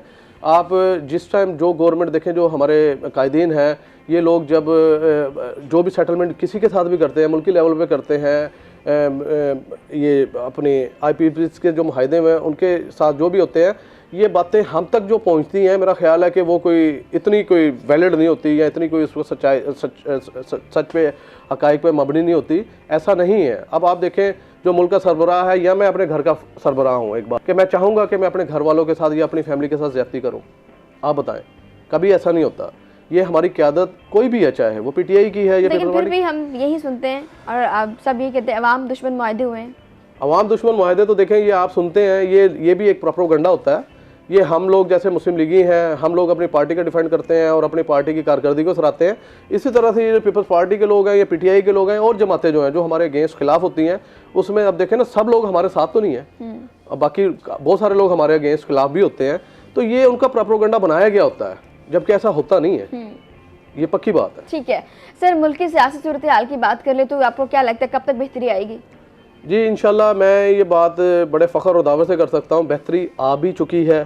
और हमारे जो वज़ीर आज़म हैं मियां मोहम्मद शहबाज शरीफ साहब, उनकी कारकर्दगी और वज़ीर आला पंजाब जहाँ हम रह रहे हैं, मैं तो उसको जानता हूँ और उसी की बात करूँगा। वज़ीर आला पंजाब हमारी मरियम नवाज़ शरीफ साहिबा, उनकी परफॉर्मेंस कारकर्दगी से मैं नहीं पूरा पाकिस्तान इंशाल्लाह मुतमिन है, पूरा पंजाब मुतमिन है। और आने वाले टाइम में जिस तरह से अब बेहतरी आ गई, आने वाले टाइम में भी इंशाल्लाह बेहतरी है। ठीक हो गया, उम्मीद करते हैं कि आने वाले दिनों में बेहतरी आए, लेकिन इंशाल्लाह। हम अक्सर ही सियासी सूरत हाल कुछ बेहतर नहीं देखते, हमेशा गर्मा गर्मी ही देखते हैं। उसमें कभी मुज़ाकरात की बात होती है तो वो नहीं हो पाते और इसी तरह हमेशा ही कोई ना कोई चीज़ें सामने आ जाती हैं। इससे प्रोग्राम का वक्त भी ख़िताम पजीर हो चुका है, आखिर में क्या मैसेज देंगे? जी आखिर में मैं मैसेज यही दूंगा, सबसे पहले तो मैं अपनी गवर्नमेंट जो हमारी हुकूमत है पंजाब की और पाकिस्तान में भी हमारी हुकूमत है, मैं अपनी पार्टी से रिक्वेस्ट करूंगा, कायदीन मियां मोहम्मद नवाज शरीफ, शहबाज शरीफ, मरियम नवाज शरीफ साहबा से, हमजा शहबाज शरीफ साहब से, कि आपकी पॉलिसीज़ अल्हम्दुलिल्लाह पूरे पाकिस्तान के लिए बेहतरी की तरफ लेके जा रही हैं सभी लोगों को, लेकिन इसमें मज़ीद बेहतरी लाने के लिए आप वर्कर्स कारकुन को एडजस्ट करें, अपना बाजू बनाएं, उनको अपने कंधे से कंधा मिलाकर खड़ा होने वाला बनाएं, ताकि ये सब लोग, जब हम लोग किसी की, अब देखें मैं अगर मुल्तान सिटी का सदर हूँ, अगर मैं मुल्तान के मेरे से ज़्यादा मसाइल मेरा ख्याल है शायद ही कोई जानता हो, वो हमदा शहबाज साहब को भी इतना नहीं पता होगा, मरियम नवाज शरीफ साहब को भी इतना नहीं पता होगा। हम लोग ही होते हैं जो मैसेज ऊपर पहुँचाते हैं। तो हम जैसे लोगों को, ना कि मैं नहीं, मेरे जैसे और बहुत सारे लोग हैं, बड़े लोगों ने मेहनत की हुई है, आप उन लोगों को अपने साथ खड़ा करें ताकि आवाम की बेहतरी के लिए हम वो मुशावरत आप तक पहुँचाएँ और आप उस पर इम्प्लीमेंट करें। ठीक है, thank you very much sir, बहुत शुक्रिया आपने वक्त दिया, आपका बहुत शुक्रिया आपने वक्त दिया।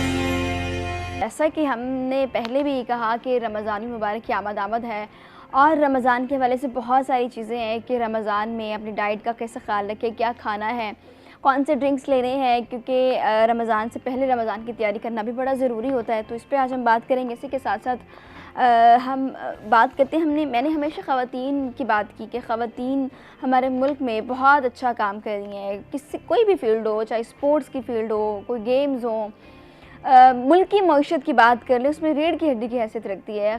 हमारी ख़वातीन ने हर फील्ड में अपना लोहा मनवाया है।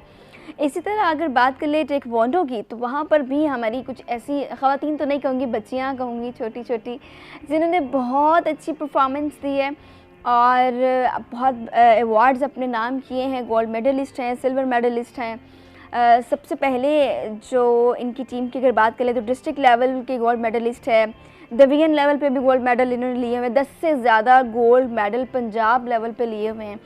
इसके अलावा Asian open championship silver medal fight का इसमें भी काफ़ी नाम कमाया है। Punjab level gold medal and silver medal, जैसे कि मैंने पहले कहा, खेलों के मैदान से बड़ी अच्छी चीज़ें सामने आई कि ये बच्चियाँ कोई 5 साल से है, कोई 7 साल से हैं, इस फील्ड में खेलों के मैदान में अपने आप को मनवा रही हैं। सबसे पहले जो हमारे साथ हैं उनका तारुफ आपसे करवा दूँ। हमारे साथ हैं पाकिस्तान नेशनल लेवल टीम से मोमिना खान। अस्सलाम वालेकुम। कैसी हैं आप? मैं ठीक। Thank you very much. मैंने सही कहा ना कि ख़वातीन तो नहीं कह सकती, बच्ची कह सकती हूँ, लड़की कह सकती हूँ कि बड़ी अच्छा काम कर रही हैं आप। इसी के साथ तशरीफ़ फरमा है हकीम ज़फ़र महमूद हैं। अस्सलाम वालेकुम सर, कैसे हैं आप? अल्हम्दुलिल्लाह। बहुत शुक्रिया सर, आपने वक्त दिया और रमज़ान के हवाले से आपसे बात करेंगे। रमज़ान की आमद है, क्या कहेंगे कि पहले से तैयारी क्या करनी चाहिए हमें? अल्हम्दुलिल्लाह, अल्लाह पाक का बड़ा एहसान है कि अल्लाह जल्ल शानहू ने हमें ये मौका दिया इस उम्मत को कि ये रमज़ान मुबारक में हमें ये रोज़े अता फरमाए हैं। तो हर मुसलमान जो है ना, वो उसको चाहिए कि वो इस मौके से फ़ायदा उठाए, क्योंकि ये दुनिया के अंदर जो है ना, इसका बड़ा एक अजर है, एक सवाब है। रोज़ा फरमाया कि मेरे लिए है और इसका अजर मैं ख़ुद दूँगा, अल्लाह जल्ल शानहू इरशाद फरमाते हैं। और इसकी तैयारी क्या है कि पहले से ही हम जो है ना अपने निज़ाम और औकात जो हैं वो तय करें उसमें जो है अब ये सारा ये नहीं है कि हम जो है ना अफ्तारी का एहतमाम करते रहें और सहरी का एहतमाम करते रहें। उसमें हम जो है औकात को तकसीम करें, उसमें हम जो है तिलावत करें, उसमें हम जो है खाना जो है इफ्तारी के वक्त इतना हम लें कि ताकि हमें आगे रात की इबादत में और नमाज़ें तरावी वग़ैरह पढ़ने में आसानी हो। और सुबह भी, क्योंकि रातें अब मौसम ऐसा रमज़ान ये इस मौसम में आया है कि रातें जो हैं थोड़ी लंबी हैं, दिन अभी भी मुनासिब हैं, इतने लंबे नहीं हैं। तो खाना जो है बिल्कुल सादा हो, ठीक है। ये लोग जो चाहते हैं कि हम बीमारियों से जान छुड़ाएं, हम बीमारियों से जो है निकलें, दवाइयों की ज़िंदगी से निकलें, हमारी ज़िंदगी में से दवाइयाँ निकल जाएं, तो उसके लिए उनको चाहिए कि वो रमज़ान मुबारक के पूरे रोज़े रखें। और उसके लिए मैं जो है ना एक आपको एक वाक़या जो है वो कोट कर देता हूँ कि आप सल्लल्लाहु अलैहि वसल्लम के दौर के अंदर एक हकीम जो है, तबीब जो है, वो मदीना में आया और उसने अपना मतब बनाया वहाँ पे। तो काफ़ी देर वहाँ बैठने के बाद उसके पास कोई मरीज़ नहीं आया।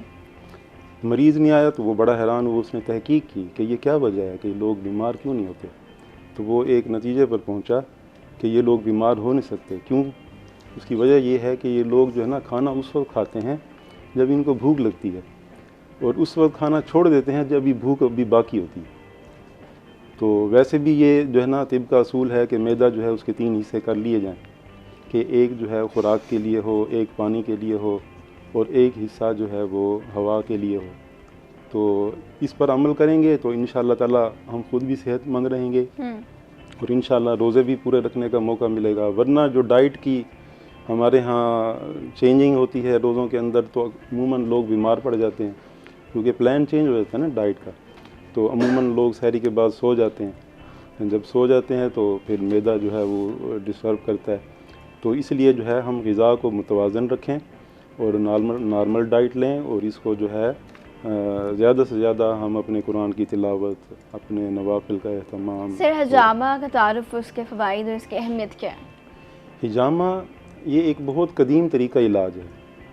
तकरीबन 5000 किताबों के अंदर आता है कि 5000 साल पुराना तकरीबन ये इलाज है, और चाइना और जापान के अंदर तकरीबन 3000 साल से ये राइज है, और चाइना का ये कौमी इलाज है। हिजामा का मतलब क्या है कि सिंगी लगवाना। सिंगी लगवाना से मुराद ये है कि पहले कदीम दौर के अंदर जब हिजामा होता था तो या तो चमड़े के ज़रिए से कप होते थे, उनको वैक्यूम उनके अंदर पैदा करके, आग जला के वैक्यूम पैदा करके उसके अंदर से ऑक्सीजन जो है वो एब्जॉर्ब कर ली जाती थी, और उसको कप को के ज़रिए से हल्का हल्का जिस्म के ऊपर जो है वो किसी ब्लेड वगैरह से हल्का सा स्क्रैच देकर उसमें से फासिद मवाद को निकाला जाता। और हिजामा जो है ये एक सुन्नत इलाज है। आप सल्लल्लाहु अलैहि वसल्लम ने भी हिजामा जो है ख़ुद भी करवाया और सहाबा को भी इसकी तलकीन फरमाई। और इसकी अहमियत का अंदाज़ा हमें इस बात से होता है कि आप सल्लल्लाहु अलैहि वसल्लम जब मेराज पर तशरीफ़ ले गए तो आपने फरमाया कि मेरा जिस भी फ़रिश्तों की जमात पर से गुज़र हुआ तो उन फ़रिश्तों ने अर्ज़ की कि या रसूलल्लाह सल्लल्लाहु अलैहि वसल्लम, आप अपनी उम्मत को हिजामे का हुक्म दें कि वो हिजामा के ज़रिए से अपना इलाज कराएं।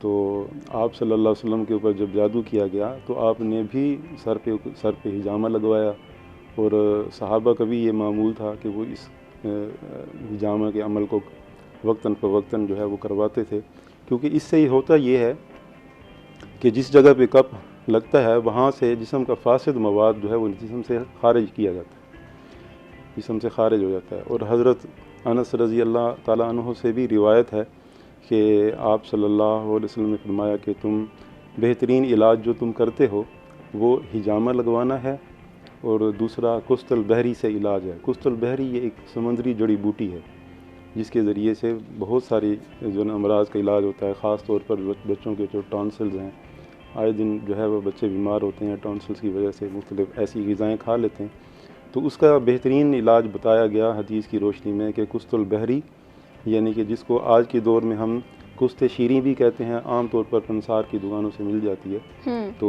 इसका जो है ना हम ये फरमाया गया, इसको हुक्म दिया गया। जी ठीक है जी। मोमिन आपकी तरफ आते हैं, आपने गेम्स कब से स्टार्ट की और अभी आप क्या करते हो? गेम्स जो मैंने स्टार्ट की थी 2018 से स्टार्ट की थी, लेकिन प्रोफेशनली अभी 2 से 3 साल हो गए हैं कि स्टार्ट हुई हुई है। सो ये कि पहले जी कि बाबा से इंस्पायर हुई थी, क्योंकि बाबा पहले ख़ुद करते थे गेम, तो उनसे इंस्पायरेशन मिली, उनसे इंस्पायर हुई तो हमने भी गेम स्टार्ट की। सो डिस्ट्रिक्ट लेवल पे खेला, डिवीज़न लेवल पे खेला, फिर पंजाब लेवल पे आए, दैन फिर नेशनल लेवल पे जब हमने अचीवमेंट्स नहीं गोल्ड मेडल्स लिए तो फिर हमें डिपार्टमेंट्स ने लिया। सो आर्मी को हमने ज्वाइन किया। तो जब आर्मी को ज्वाइन किया फिर एकदम ही प्रोफेशनल जो लाइफ कहते हैं ना कि स्टार्ट हो जाती है स्पोर्ट्स की या एथलीट की, तो वहाँ पे बस फिर नेशनल कैंप्स में जब हमने आर्मी की तरफ से खेला तो वहाँ पे हमने उनको अचीवमेंट्स दी, गोल्ड मेडल्स दिए, तो फिर नेशनल टीम में आए और नेशनल टीम में जब खेला तो फिर अब इंटरनेशनल लेवल पे खेल रहे हैं। ठीक हो गया। आपने बताया कि आपके जो फादर हैं वो भी खेलते हैं, हाँ तो जी। आपने वहाँ उनसे इंस्पायर हुए और फिर वहाँ जी। से खेलना शुरू किया। आपने खुद उन्हें कहा था कि मैंने बाबा ये गेम आपके साथ खेलेंगे, बाबा ने आप वो किया था कि फोर्स किया था कि अमूमन आप खेलो मज़ा आएगा? नहीं, ये देखा जाए तो अगर मतलब मीन्स ये था कि हमें खुद भी बहुत ज़्यादा शौक था, क्योंकि बाबा करते थे तो हम बचपन में देखते होते थे ना कराटे, तो वो खुद से पहले से एक अंदर थी कि हाँ करने बहुत ज़्यादा शौक था, लेकिन बाबा ने कहा था क्योंकि उनका भी ये था कि वो खुद कोच थे, तो उनके अभी भी क्लब वगैरह ना उनके यहाँ पर वो चला रहे हैं, उस टाइम पे भी उनके क्लब्स थे, तो वो जब अपनी टीम्स को लेके जाते थे चैम्पियनशिप्स पे तो वहाँ पे कोचेस के जो उनके अपने बच्चे होते हैं ना वो जीते थे, तो बाबा को थोड़ा रिग्रेट रहता था कि मेरे अपने बेटे नहीं हैं, अपनी बच्चियाँ नहीं हैं कि जो आगे मेडल लें। तो फिर उन्होंने ये एक दिन बस उन्होंने बस यही बोला था कि मुझे मेडल्स चाहिए ना, चाहे वो बेटा या बेटी दे, सिर्फ मुझे मेडल चाहिए। तो फिर बस उन्होंने कहा था कि बस अब बेटियों को ही मैं गेम्स रखूँ, क्योंकि हमारा भाई नहीं था उस टाइम पर, अब है माशाल्लाह दो, लेकिन उस टाइम पे भाई नहीं था जब हमें बाबा ने गेम वगैरह स्टार्ट करवाई थी। तो बस उनको यही था कि मेडल्स चाहिए, बेटे करें या बेटे एक ही बात है। तो बिल्कुल, ऐसे हम हमेशा बात करते हैं कि हमारी जो ख़वातीन हैं, हमारी जो लड़कियां हैं, मैं हमेशा इस पे बात करती हूँ, वो किसी से पीछे नहीं हैं, वो बहुत कुछ कर रही हैं, हर फील्ड में उन्होंने अपना लोहा मनवाया है और आपने साबित कर दिया है कि ख़वातीन कोई भी फील्ड हो, आप देखिए टेक्वांडो, जहन में आता है कि लड़कियां कैसे खेलती होंगी, ये कैसे करती होंगी, तो आप तो गोल्ड मेडलिस्ट हैं आप इस गेम में, तो ये साबित होता है कि लड़की कुछ भी कर सकती है। डजेंट मैटर कि वो आप बेटा है या बेटी है, वो लड़का है या लड़की है, अगर आपने करना है तो करना है, बस ये चीज़ें होती हैं। सबसे पहले ये तो ना कि पेरेंट्स स्पोर्ट्स होती है, तो पेरेंट्स स्पोर्ट्स अगर आपके बैक पे आगे बैक बोन पे अगर आपके पेरेंट्स के स्पोर्ट्स हैं, सबसे ज़्यादा फादर्स की, समटाइम्स ये होता है कि मदर्स भी स्पोर्ट्स करती है लेकिन फादर की स्पोर्ट नहीं होती। तो अगर मैं यही कहूँगी कि अगर बैक पर अगर उनके फादर की और उनके पेरेंट्स की किसी भी लड़की की स्पोर्ट्स है ना, तो वो लड़की लड़के से भी आगे निकल सकती है, क्योंकि लड़के लड़कियाँ कम नहीं है, लड़कियाँ लड़कों से भी ज़्यादा आगे वो काम कर सकते हैं जो लड़के भी नहीं कर सकते। क्योंकि आपके बाबा को था कि उन्हें गोल्ड मेडल लेना है, तो जब आपको पहला गोल्ड मेडल मिला तो फिर क्या आपके खुशी का लम्हात क्या थे? बाबा कितने खुश हुए? सबसे जाके पहले किसको बताया? मम्मा को फ़ोन, मम्मा मैंने गोल्ड मेडल ले लिए, पापा मैंने। फर्स्ट अचीवमेंट पे तो ये था ना कि बाबा कोच है हमारे, तो जब हम लोग फाइट्स वगैरह बाबा साथ ही थे। बाबा साथ ही थे, पीछे कोचिंग ही कर रहे थे, तो वो एक्साइटमेंट होती है। लेकिन जब हम रिंग में उतरे थे ना तो हम लोगों पे ज़्यादा प्रेशर भी होता है, क्योंकि एक कोच की बेटियाँ होती है ना, तो सबकी आइज़ उन पर होती हैं कि ये अच्छा, ये क्योंकि एक बाबा खुद अपने टाइम में बहुत अच्छे फाइटर्स रहे, तो फिर सबकी आइज़ होती हैं कि अच्छा अब इनकी बेटियों की क्या परफॉर्मेंस रहेगी, इनकी बेटियाँ क्या उस तरह गेम कर पाएंगी जैसे वो एक टाइम में करते थे। सो जब हम फर्स्ट टाइम रिंग में उतरे थे तो मतलब क्योंकि बाबा ने पहले से इतनी प्रैक्टिस करवा दी हुई थी और हमें खुद भी बहुत ज़्यादा शौक था, तो हमें फ़ाइट का एक डर ही नहीं था। हम मतलब रिंग में गए और मतलब सिर्फ ये है कि परफॉर्मेंस अच्छी थी, इवन की बच्चियों को बीट किया। तो जब हमने परफॉर्मेंस कर ली तो उसके बाद से हमें ये टाइटल मिला था कि आप बिल्कुल अपने बाबा की तरह लगते हो, तो वो बाबा की चीज़ ही हमारे अंदर ही आई है। तो बहुत ज़्यादा ज़ाहिर बात है अचीवमेंट्स के बाद आपको खुशी होती है, और वो फर्स्ट है तो फर्स्ट पे तो बहुत ज़्यादा ना खुशी होती है कि आपने इतना ज़्यादा अचीव कर लिया। आपने अभी कितने गोल्ड मेडल ले लिए? अनकाउंटेबल है, क्योंकि डिस्ट्रिक्ट डिवीज़न लेवल और उस पर नेशनल लेवल्स पे भी गोल्ड मेडल है, तो अनकाउंटेबल है। इंटरनेशनल वो जो बाबा को एक गोल्ड मेडल की खुशी थी, वो तो आपने इतने सारे उनको गोल्ड मेडल दे दिए, क्योंकि 6 इयर्स हो गए। हाँ 6 इयर्स हो गए, तो उनमें बहुत ज़्यादा चैम्पियनशिप्स आई हैं और सब में ऑलमोस्ट हम लोग विन और ऑलमोस्ट क्या कहते हैं हम गोल्ड मेडलिस्ट ही हैं। एक लड़की को, एक खातून को सेल्फ डिफेंस सीखना कितना ज़रूरी है? देखिए आजकल तो जैसे आपको पता है ना कि इन्वायरमेंट है कि जिस तरह का आजकल हमारी सिचुएशंस चल रही है, लड़की के लिए रहना तो बहुत ज़्यादा, इस माशरे में लड़की के लिए रहना बहुत ज़्यादा मुश्किल हो गया। स्पेशली आप देख लें कि बहुत ज़्यादा रेप केसेस आ रहे हैं, हालांकि इतनी डेवलपमेंट्स हो चुकी, इतना सब कुछ है, ये चीज़ें कम हो जानी चाहिए थी, लेकिन ये चीज़ें ज़्यादा इंक्रीज़ हो रही हैं। सो माँ बाप इवन यूनिवर्सिटियों में भी हायर एजुकेशन के लिए भी अपनी जो डॉटर्स हैं, जो भी बच्ची हैं, उनको आगे नहीं भेज सकते सिर्फ इसी डर की वजह से। तो मैं कहती हूँ कि लड़कियों को स्पेशली सेल्फ डिफेंस, इवन अब ना सिर्फ लड़कियों को, सिर्फ लड़कों को भी अब सेल्फ डिफेंस सीखना चाहिए, क्योंकि किसी की भी ज़िंदगी कहीं पे भी नहीं पता चलता कि महफूज है, अनसेफ है। हर कोई यहाँ पे अनसेफ है। अपनी सेफ्टी के लिए एटलीस्ट हर किसी को सेल्फ डिफेंस सीखना चाहिए, स्पोर्ट्स में आना चाहिए। बिल्कुल, स्पोर्ट्स का हिस्सा हमारी ख़वातीन रहती हैं। हकीम साहब से पूछते हैं, हकीम साहब स्पोर्ट्स का हजामा का आपस में क्या ताल्लुक़ है? आप ये देखते होंगे कि जितने हमारे एथलीट्स हैं ये अमूमन जो है बाहर मुल्कों के अंदर जितने भी गेम्स होती हैं हम उनके जिस्म के ऊपर निशान देखते हैं कप के लगे हुए, क्योंकि कप जब कपिंग होती है उस कप को उतारते हैं तो उसका एक राउंड सर्कल सा डार्क कलर का वो बन जाता है, तो उससे ये फील होता है कि इस बंदे ने हिजामा कराया हुआ है। तो वो हिजामा जो है इसलिए कराया जाता है कि ये ब्लड सर्कुलेशन जो है ना इससे तेज़ होती है, और हमारी रगों के अंदर जो ब्लॉकिंग है ब्लड की वो जो है ना ब्लॉकिंग ख़त्म हो जाती है। और मिसाल के तौर पर किसी बॉडी के किसी हिस्से पर हमें पेन होता है, दर्द महसूस होता है, तो वो उस दर्द को दूर करने के लिए जब हिजामा लगवाया जाता है तो वहाँ पर मौजूद फासिद मवाद वो है उसको बराह रास्त हम कप के ज़रिए से निकाल लेते हैं, तो जिसकी वजह से टॉक्सिन्स मादे जो हमारे जिस्म के अंदर जहरीला मवाद जो मुख्तलिफ़ जगहों पे मौजूद होता है वहाँ पे कप लगा कर उसको हम वहाँ से खारिज कर सकते हैं। तो ये एक बेहतरीन तरीका है हमारे जिस्म से बीमारियों वाले मवाद को, बीमारी वाले खून को निकालने का। ठीक है, हजामा के बाद किन चीज़ों का हमें ख्याल रखना चाहिए? हिजामा के फ़ौरन बाद एक तो ये है कि हमें गौसल कर लेना चाहिए, क्योंकि बाज़ औक़ात ब्लड जो है वो जिस्म के ऊपर रह जाता है, तो और उसके अलावा जो है नीम गर्म पानी से अगर गौसल करें तो उससे ज़्यादा जिस्म जो है ना एक्टिव और लाइट महसूस होता है। और उसके बाद खाना, अव्वल तो खाना जो है नहीं खाना चाहिए इसके हिजामे से पहले, खाली पेट हिजामा कराना ये बेहतरीन तरीका है, इससे जो है ना सही जो है ना हिजामा हो जाता है। और हिजामे के बाद अगर खाना खा लिया जाए तो वो ठीक है, इससे आप जो है ना अपने जिस्म को लाइट महसूस करते हैं और अपने जिस्म को हल्का महसूस करते हैं। और जिन आदमियों को, जिन लोगों को नींद का मसला होता है, नींद सही नहीं आती, हिजामे के बाद उनको पुरसकून नींद वो सो सकते हैं। हजामा के नुकसान भी हैं? जी बिल्कुल, यहाँ हमारे पाकिस्तान के अंदर अब बहुत अरसे के बाद, क्योंकि कुछ अरसा पहले तक तो इसकी मालूमात लोगों को नहीं थी, लेकिन अब तो काफ़ी आगाही जो है ना आ गई है, और हिजामा सेंटर और इसका बाकायदा जो है वो हमारी तिब की कौंसल जो है, कौमी तिब्बी कौंसल जो है इस्लामाबाद में जिसका इदारा है एक, वहाँ उन्होंने इसका एक बाकायदा सलेबस तैयार किया है, और जितने तिबिया कॉलेजेस हैं वहाँ पे इसका बाकायदा एक कोर्स और शेड्यूल जो है वो आया है, और वो हिजामे का कोर्स करवाया जा रहा है, और इसकी बाकायदा सनद दी जा रही है, और हुक्मा को ही इजाज़त दी गई है कि वो ये कोर्स करके अपना हिजामे के सेंटर्स अपने जो है मतलब के अंदर ये हिजामा कर सकते हैं। ठीक हो गया।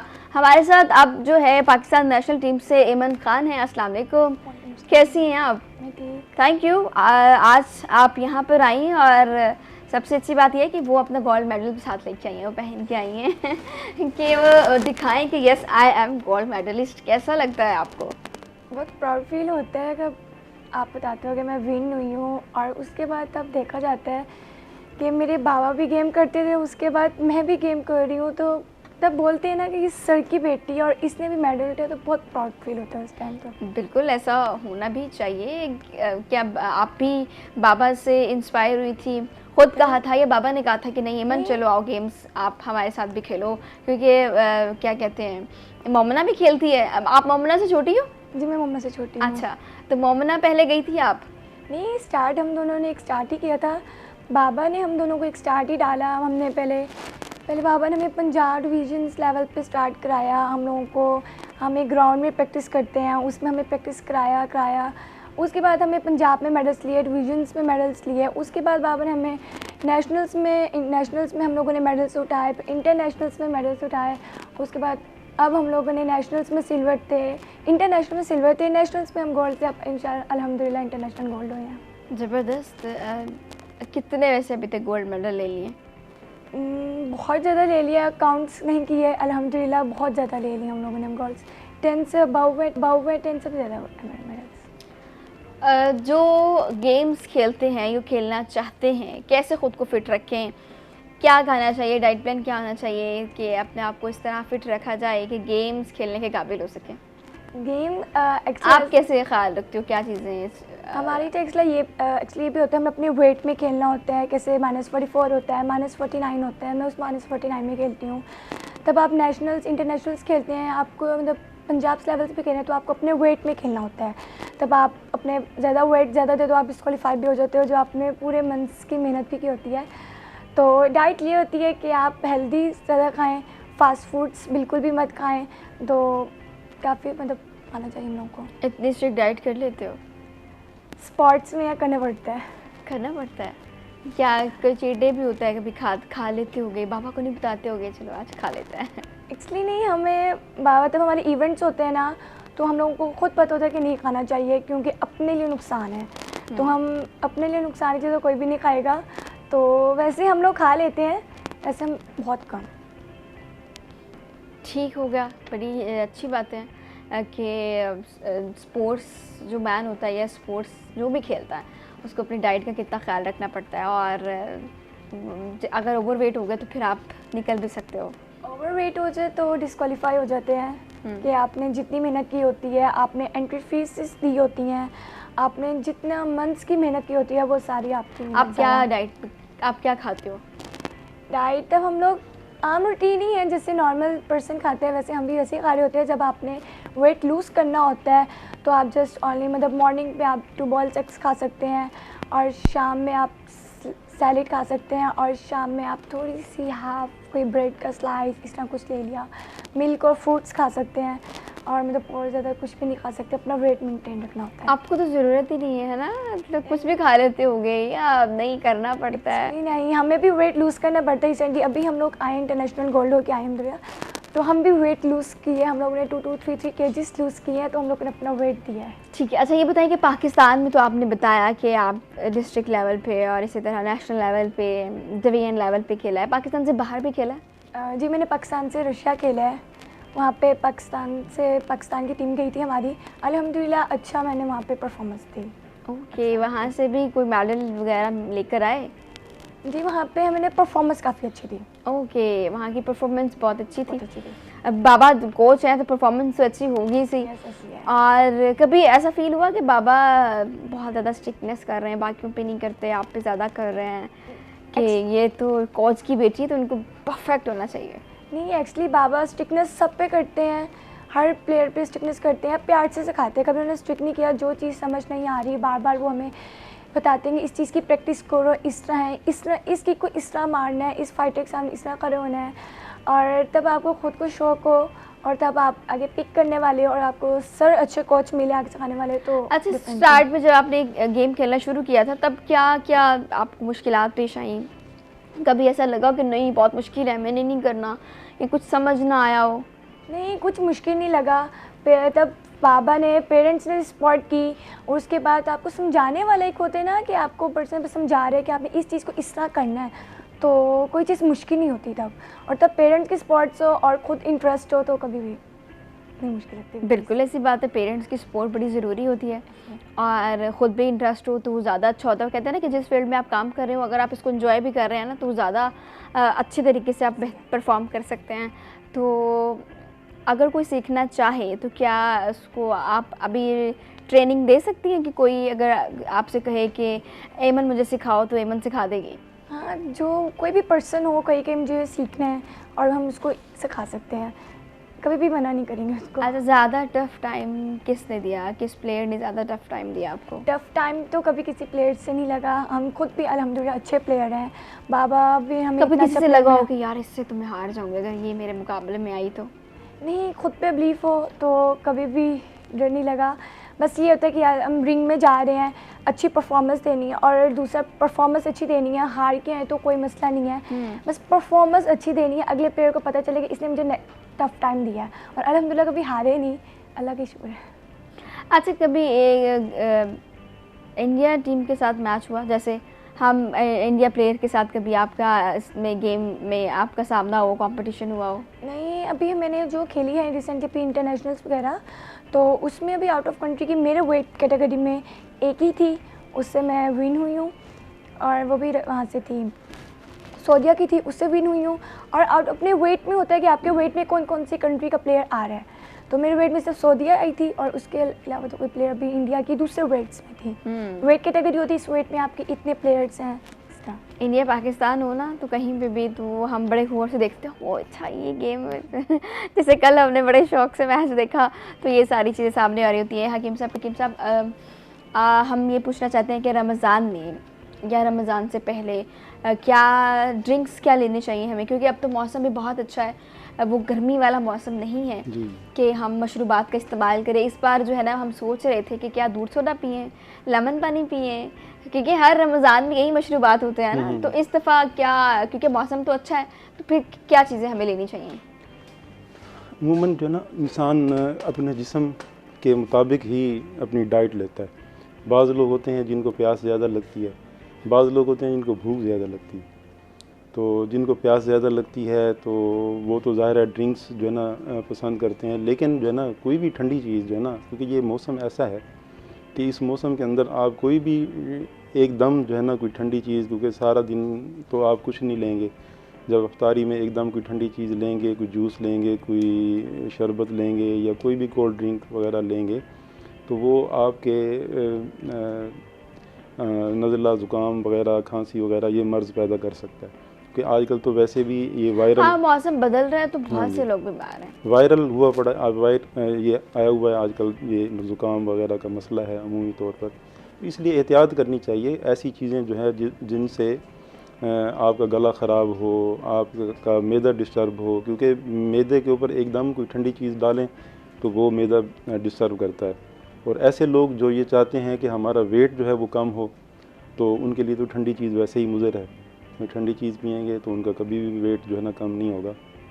तो इसका जो है ना हमें इसमें एहतमाम करना है। और इनके हवाले से मैं सोच रहा था कि इनको डाइट अगर थोड़ी सी ये, क्योंकि इनको चाहिए होती है ऐसी डाइट जो कि एनर्जी से भरपूर हो, एनर्जी से भरपूर हो और वेट जो है ना वो ज़्यादा ना करे, क्योंकि इनका वेट जो है ना इनको मेंटेन रखना होता है और एनर्जी चाहिए होती है। तो उसके लिए जो है ना जितना भी हमारे ड्राई फ्रूट्स हैं ना, नट्स हैं, वो ऐसी चीज़ है कि जो वेट ज़्यादा नहीं करते और एनर्जी बहुत देते हैं। जैसे शहद है, शहद का इस्तेमाल, दूध का इस्तेमाल, बग़ैर बलाई के जो है ना दूध का इस्तेमाल, वो शहद डाल के वो इनके लिए इनकी ज़रूरत है, क्योंकि इनकी हड्डियों को मजबूत होना ये बहुत ज़रूरी है। कैल्शियम इनको चाहिए, अंडे का इस्तेमाल करें, दूध का इस्तेमाल करें, और जितने भी सब्ज़ पत्तों वाली सब्ज़ियां हैं, क्योंकि उनके अंदर आयरन होता है, वो इस्तेमाल करें ये। और नट्स जो है ना ख़ास तौर पर मैं इनको एडवाइस करूँगा कि ये नट्स इस्तेमाल करें। और रोज़े में जो है हम सहरी के वक्त एक रिवाज बन गया है कि बस ऐसे 10 मिनट पहले उठे और जो है ना हमने फ़ौरन जो है ना खाना खाया, ऊपर से पानी पिया, चाय पी ली, यानी कि सारी चीज़ें हमने इकट्ठी कर ली। यानी कि हमने जो है खाना भी इकट्ठा कर लिया, पानी भी पी लिया ठंडा और ऊपर से चाय भी पी ली। अब उसके बाद जो है हम सोने के लिए लेटे तो अब परेशान हैं कि कैसे सोएं, नींद ही नहीं आ रही। तो ये जो है ना प्लान जो है ना हम इसको चेंज करें, तो हम अपना खाना जो है कुछ पहले खा लें। ठीक है, जो कुछ भी हमने खाना हो कुछ पहले खा लें। और पानी जो है वो कम से कम इस्तेमाल करें, क्योंकि इतनी तलब तो है नहीं। इस दफ़ा तो वैसे भी मेरे ख्याल में पानी नहीं ज़्यादा पिया जाएगा, क्योंकि मौसम बेहतर है, तो मेरे ख्याल में कुछ बचत हो जाएगी। बेहतर। ऐमन आपका बहुत शुक्रिया, थैंक यू वेरी मच, बड़ी अच्छी आपने बात की और हमारे लिए भी इंस्पिरेशन है आप। अब हमारे साथ पंजाब से हैं उम्मे हबीबा। अस्सलाम वालेकुम। कैसी हैं आप? जी, आपको भी शौक था टेक्वांडो खेलने का? आपको किसने इंस्पायर किया? मुझे शौक़ था, मतलब कि ये सब मेरे कोच वगैरह जिनके पास मैं ट्रेनिंग करती हूँ, ये लोग, हम ओपन पार्क में ट्रेनिंग करते हैं ना, तो यहाँ से गुजरते थे तो देखते थे बच्चे ट्रेनिंग कर रहे होते थे, तो ख़ुद को भी शौक़ था, फिर देख के और इंस्पायर होती थी, तो फिर उसके बाद मैंने क्लब ज्वाइन किया था। ओके, आपको कितना अर्सा हो गया ज्वाइन किया हुआ? मैंने 2019 में ज्वाइन किया था। ओके, 2019 में ज्वाइन किया था। आप क्या करते हो इसके साथ साथ? फर्स्ट ईयर में हूँ मैं, ICS की स्टूडेंट हूँ। तो गेम्स के साथ स्टडीज़ को लेके चलना आसान है कि मुश्किल है? नहीं, अगर मैनेज कर लें तो हो जाता है, मतलब हर चीज़ टाइम पे हो तो फिर तो मैनेज हो जाता है। ओके, ठीक हो गया। आपने किस किस लेवल पे खेला हुआ है और कौन कौन से मेडल जीते हुए हैं? मैंने डिस्ट्रिक्ट लेवल पे खेला है, डिवीज़न पे भी खेला है, उसके बाद पंजाब पे खेला है, देन नेशनल पे, फिर अब फर्स्ट टाइम मेरी इंटरनेशनल थी जिसमें मैं सिल्वर मेडल है। अभी रिसेंटली जो खेलता पंजाब हुई है, गवर्नमेंट ने करवाई है, CM पंजाब ने करवाई है, उसमें भी मैं गोल्ड मेडल थी। तो जब उसमें ज़बरदस्त। गोल्ड मेडल थी तो फिर उसके बाद मेरे कोच ने बोला कि मतलब इसमें गोल्ड मेडल ले लिया तो इंटरनेशनल भी खेलनी चाहिए। तो फिर उन्होंने मुझे करेज किया तो उसके बाद मैंने इंटरनेशनल खेली। इंटरनेशनली कहाँ, रशिया में ही खेला है? नहीं, यहाँ इस्लामाबाद में जो कमबैक्स हुई है। अच्छा, यहाँ पर आपने, हाँ जी। ठीक हो गया। आप मतलब पाकिस्तान में ही वो कभी बाहर ट्रैवल नहीं किया गेम के हाँ हवाले जी। से? ज़बरदस्त, अच्छी बात है।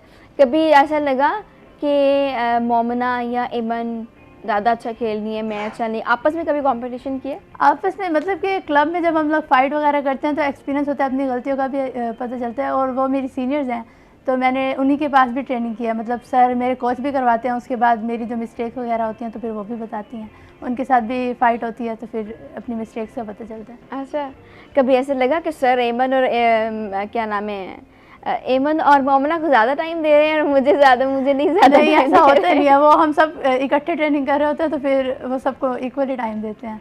इक्वल हर किसी पे इक्वल फोकस करते हैं। ज़बरदस्त, ये तो बहुत अच्छी बात है कि मतलब ना सिर्फ किसी एक पर आप स्पेसिफाई हो जाएं, आप तमाम जितने भी सर के पास स्टूडेंट्स आते हैं उनको एक ही जैसा तवज्जो देते हैं उन पर, उनको खिलवाते हैं, ये बड़ी अच्छी बात है। तो कभी फ़ील हुआ कि कभी जब स्टार्ट किया था तब आपको लगा था कि बहुत मुश्किल है, कोई चीज़ें ऐसी जो आपको मुश्किल लगी हो, आपको लगा हो कि नहीं यार आप नहीं, मैंने मुश्किल तो खेलना? तब लगता है ना जब आगे कोच हेल्प करने वाला ना हो। जब आपको कोच अच्छा सिखा रहा है, आपको आपकी मिस्टेक्स के बारे में बता रहा है, उसके बाद आपके सीनियर्स आपको मिस्टेक्स के बारे में बता रहे हैं तो आपको मुश्किल नहीं लगता।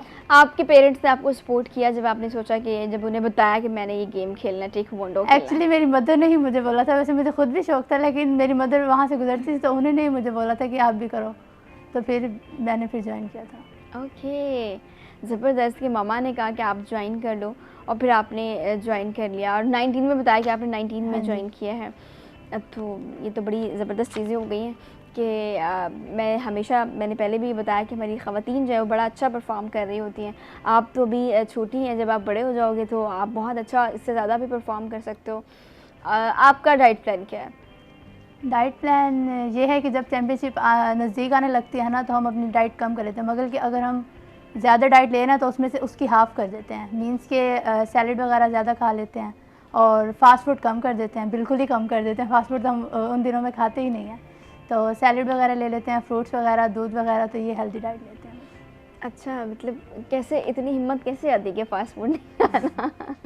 नहीं, मतलब कि अब करना पड़ता है ना, जब एक होता है कि आपने जीतना है, आपने आगे जाना है तो फिर आगे जाने की वजह से आपको करना पड़ता है। सही हो गया। ज़बरदस्त। मैंने कहा पूछूं सर के फास्ट फूड नहीं खाना, तो इतनी हिम्मत कैसे आती है कि फास्ट फूड नहीं खाना? नहीं, असल में अज़म जब एक इंसान कर लेता है ना कि मैंने कुछ बनना है तो उसके लिए तो सेक्रीफाइस करना पड़ता है। अगर सेक्रीफाइस नहीं करेंगे तो जो आपका गोल है वो आप कैसे अचीव करेंगे? तो उसके लिए यही इनकी सेक्रीफाइस है कि गोलगप्पे नहीं खाएंगे, पकोड़े समोसे नहीं खाएंगे, यानी कि जंक फूड नहीं खाएंगे। ये तो वो फूड खाएंगे जो इनकी मेंटल लेवल और इनके फिज़िकल लेवल को मेंटेन रखे और अच्छा जो है इनके अंदर एनर्जी जो है वो प्रोड्यूस हो। ऐसी जो है ना चीज़ें ये इस्तेमाल करेंगे। सर फ्रूट्स, आज के मौसम के हवाले से बात कर ले, कौन कौन से फ्रूट्स हैं जो रमज़ान में खाने चाहिए? खरबूजा है, क्या फ़वाइद है इसके? अक्सर रमज़ान में तरबूज देखते थे, मेरे ख्याल में इस दफ़ा नहीं है। हाँ, तरबूज को तो अभी देर है और ये खरबूजा भी अभी जो है ना प्रॉपर नहीं है, ये जो है ना सिंध का है और हमारे वो जो पंजाब मीठा का। खरबूजा होता है ना, वो हाँ, नहीं आया। हाँ, ये छोटा खरबूजा है साइज़ में और जो है ना मीठा तो है, लेकिन जो है ना इसकी हमारे तिब के अंदर ये आता है कि ये गर्म सर्द का होता है ना कि कौन सी चीज़ गर्म है, कौन सी चीज़ सर्द है। तो आप ये सुनकर हैरान होंगी कि मीठा जो खरबूजा होता है ना वो मिजाज में गर्म होता है और जो फीका खरबूजा होता है ना वो मिजाज में ठंडा होता है। तो जो है ना अभी तो खरबूजे जो है मार्केट में आए हुए हैं और इसके अलावा और भी माशाल्लाह फल काफ़ी वरना हैं। रमज़ान में ऑरेंजेस- आम तो ज़रूर होते थे, इस दफ़ा आम भी नहीं आपको आम मिलेंगे। तो अभी माल्टे बड़ी- मिलेंगे, आप माल्टे खाएं। माल्टे इस्तेमाल करें आप, जो है जो बेहतरीन चीज़ है माल्टा जो है हमारा पंजाब का, वो तो एनर्जी विटामिन सी का विटामिन सी बेहतरीन का सोर्स है, है। बेहतरीन ज़रिया है। तो इसको आप इसमें बनानाज हैं, बेहतरीन है, पपाया है, आप जो है ना ये जो इसको क्या कहते हैं पपीता जो ये इस्तेमाल करें आप। ठीक इसका है। जो है ना आप मिक्सचर बनाएं, मिक्सचर बना के ऑलिव ऑयल के साथ जो है ना इसको आप यूज़ कर सर सकते लोग हैं। इसलिए इन फ्रूट्स को खाते हैं लेकिन ज़्यादातर सॉलिड चीज़ें खाते हैं ताकि ना भूख को ख़त्म किया जा सके, तो इसलिए लोग सॉलिड चीज़ों की तरफ आते हैं, समोसे, पकोड़े, फ्रूट चाट्स, इस तरह की चीज़ें खा रहे होते हैं। तो अगर हम फ्रूट्स खाएं तो अच्छा चले सहरी की अगर बात करें, सहरी में अगर आप फ्रूट्स खा रहे हैं, इस तरह की चीज़ें खा रहे हैं, तो फिर आप थोड़ी देर बाद आपको भूख लगना शुरू हो जाती है। उसके लिए आप एंड पे ना ये फ्रूट्स जो है ना एंड पे खाएं। आप दरमियान में मतलब रात को अमूमन लोग जागते हैं, तो कुछ इबादत के लिए जागते हैं, कोई जॉब्स वगैरह के लिए जागते हैं। आज तो ऑनलाइन का दौर है, हर चीज़ जो है ना वो लोग इसमें ऑनलाइन अर्निंग करते हैं, तो रात को जागना पड़ता है।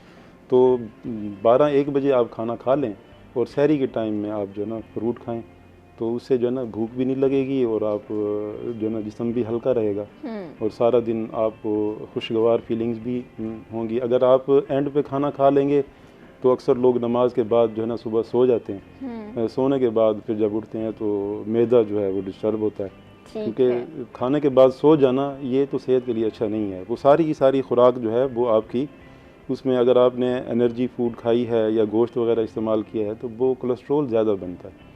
उससे जो कोलेस्ट्रॉल ज़्यादा बनेगा तो वो उससे फिर ब्लड प्रेशर, दिल के अमराज, ये चीज़ें जो हैं वो डिस्टर्ब करेंगी। ये हमारा खाना तो इस तरह का हो कि जब हमने खाना खाना उसके बाद हम वर्क करें, काम करें, ठीक है ना, हम जो है ना मुशक्क़त करें, थोड़ा सा जो है ना ये वॉक कर लें, आप वॉक चलें कर लें। ताकि हज़म हाँ, हो या जाए हमारी रूटीन ऐसी हो कि हम जो है ना खाने के बाद सोएं ना फ़ौरन, तो इस तरह अगर कर लें तो ज़्यादा बेहतर है। और बाकी जो है इंशाअल्लाह रोज़े तो अच्छे ही हैं और कोई ज़्यादा इसमें ना तो इतनी प्यास का मामला होगा ना इतना जो है भूख का मसला होगा, लेकिन फिर भी ग़िज़ा जो है जो लेनी है वो लाइट हो तो ज़्यादा बेहतर है।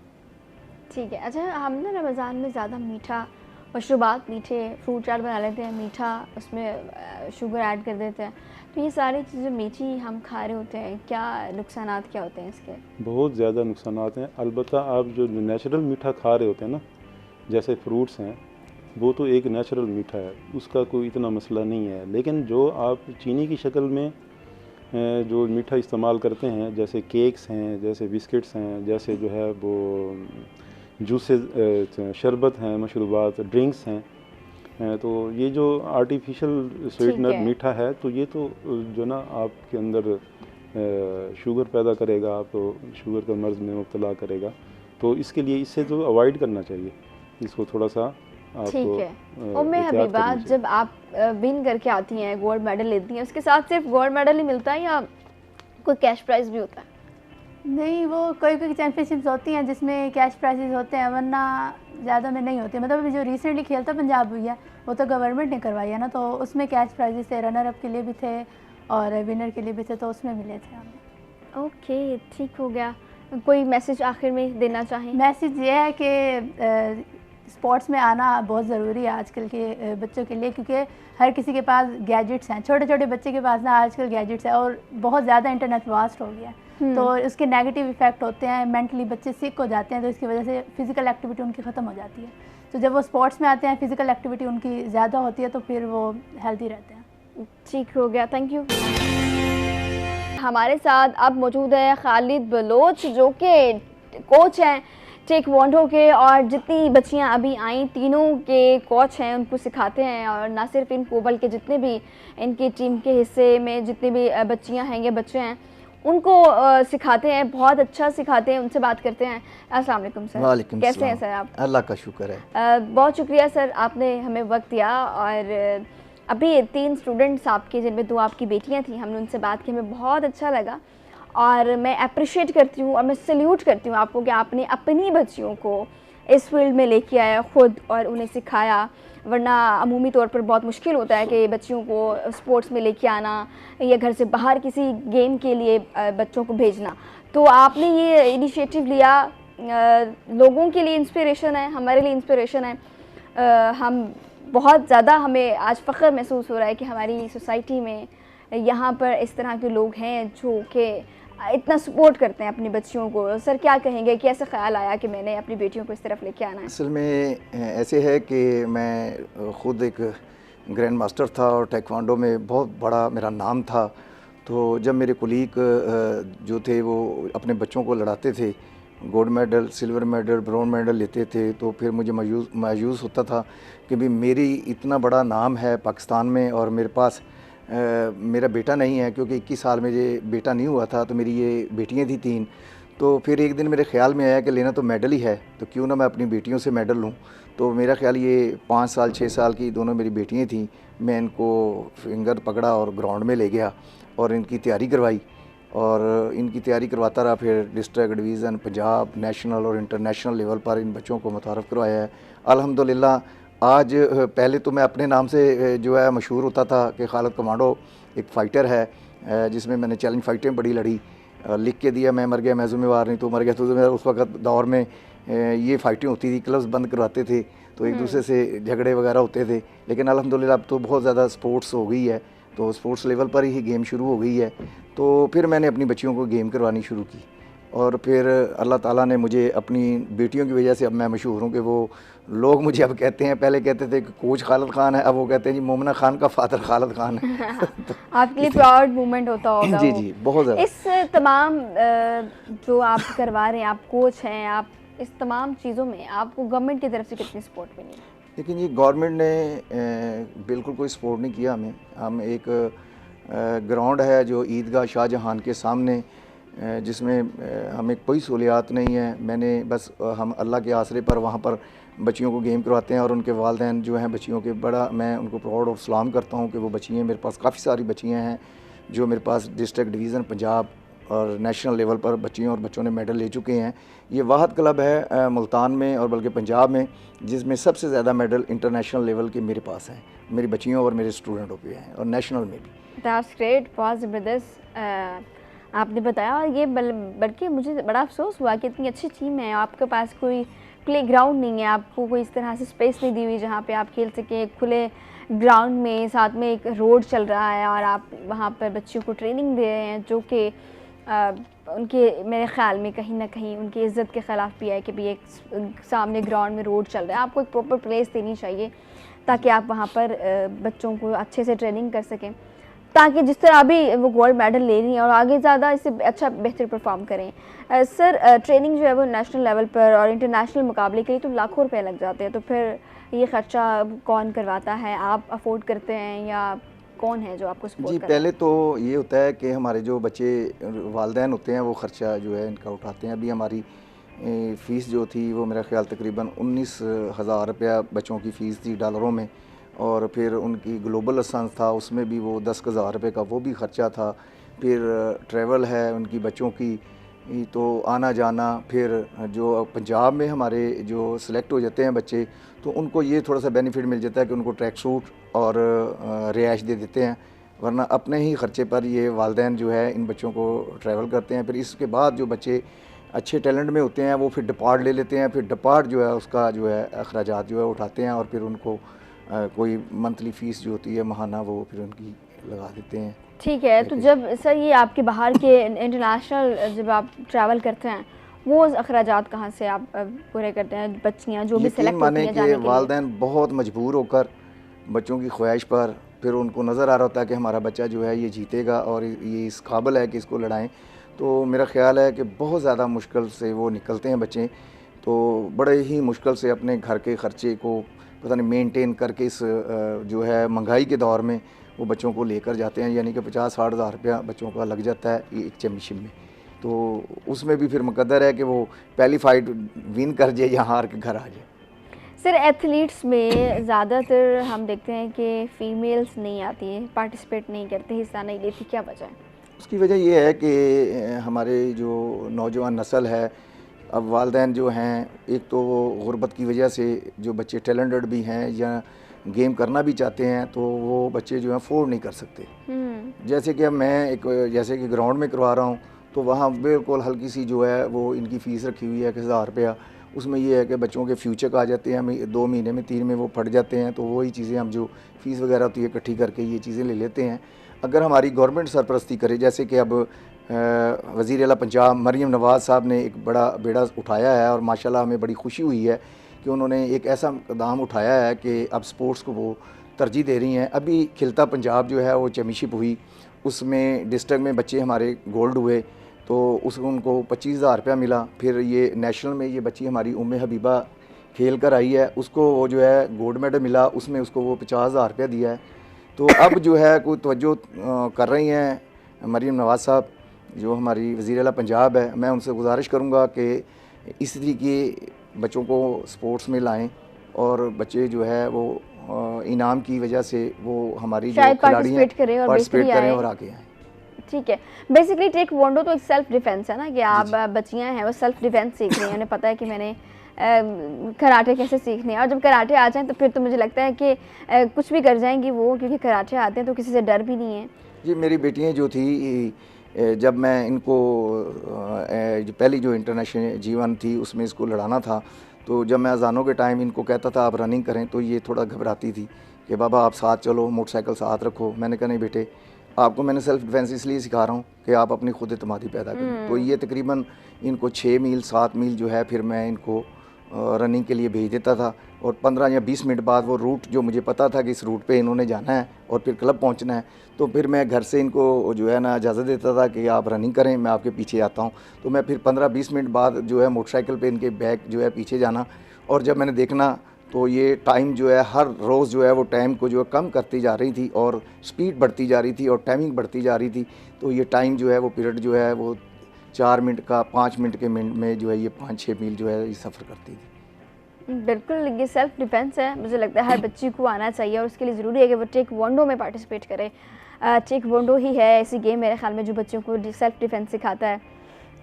सर आखिर में आप क्या कहना चाहेंगे? आखिर में मैं अपनी जो पाकिस्तानी कौम है उनके लिए एक पैगाम देना चाहता हूँ कि आज का जैसे माएँ अपने काम के लिए वो 2 साल का 1.5 साल का बच्चा होता है उसको मोबाइल दे देते हैं कि ये रोए ना, ये पकड़े और हम काम कर लें।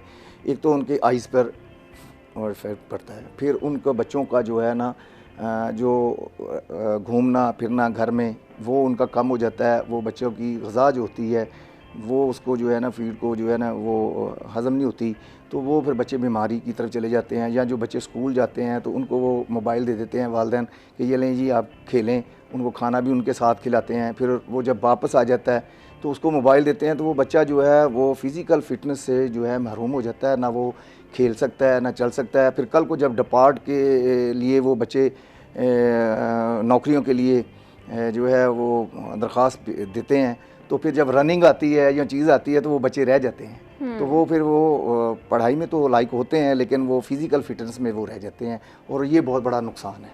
ठीक है सर, आखिर में आप क्या मैसेज देंगे हकीम साहब? मेरा एक छोटा सा मैसेज है, बल्कि मैं एक वाक़या जो है ना आपके साथ शेयर कर लेता हूँ हज़रत मूसा अलैहिस्सलाम के बारे में। आपने भी सुना होगा कि उनका लक़ब था कलीमुल्लाह। अल्लाह से कलाम किया करते थे कोहे तूर पर जाकर। एक मरतबा उनके पेट में दर्द हुआ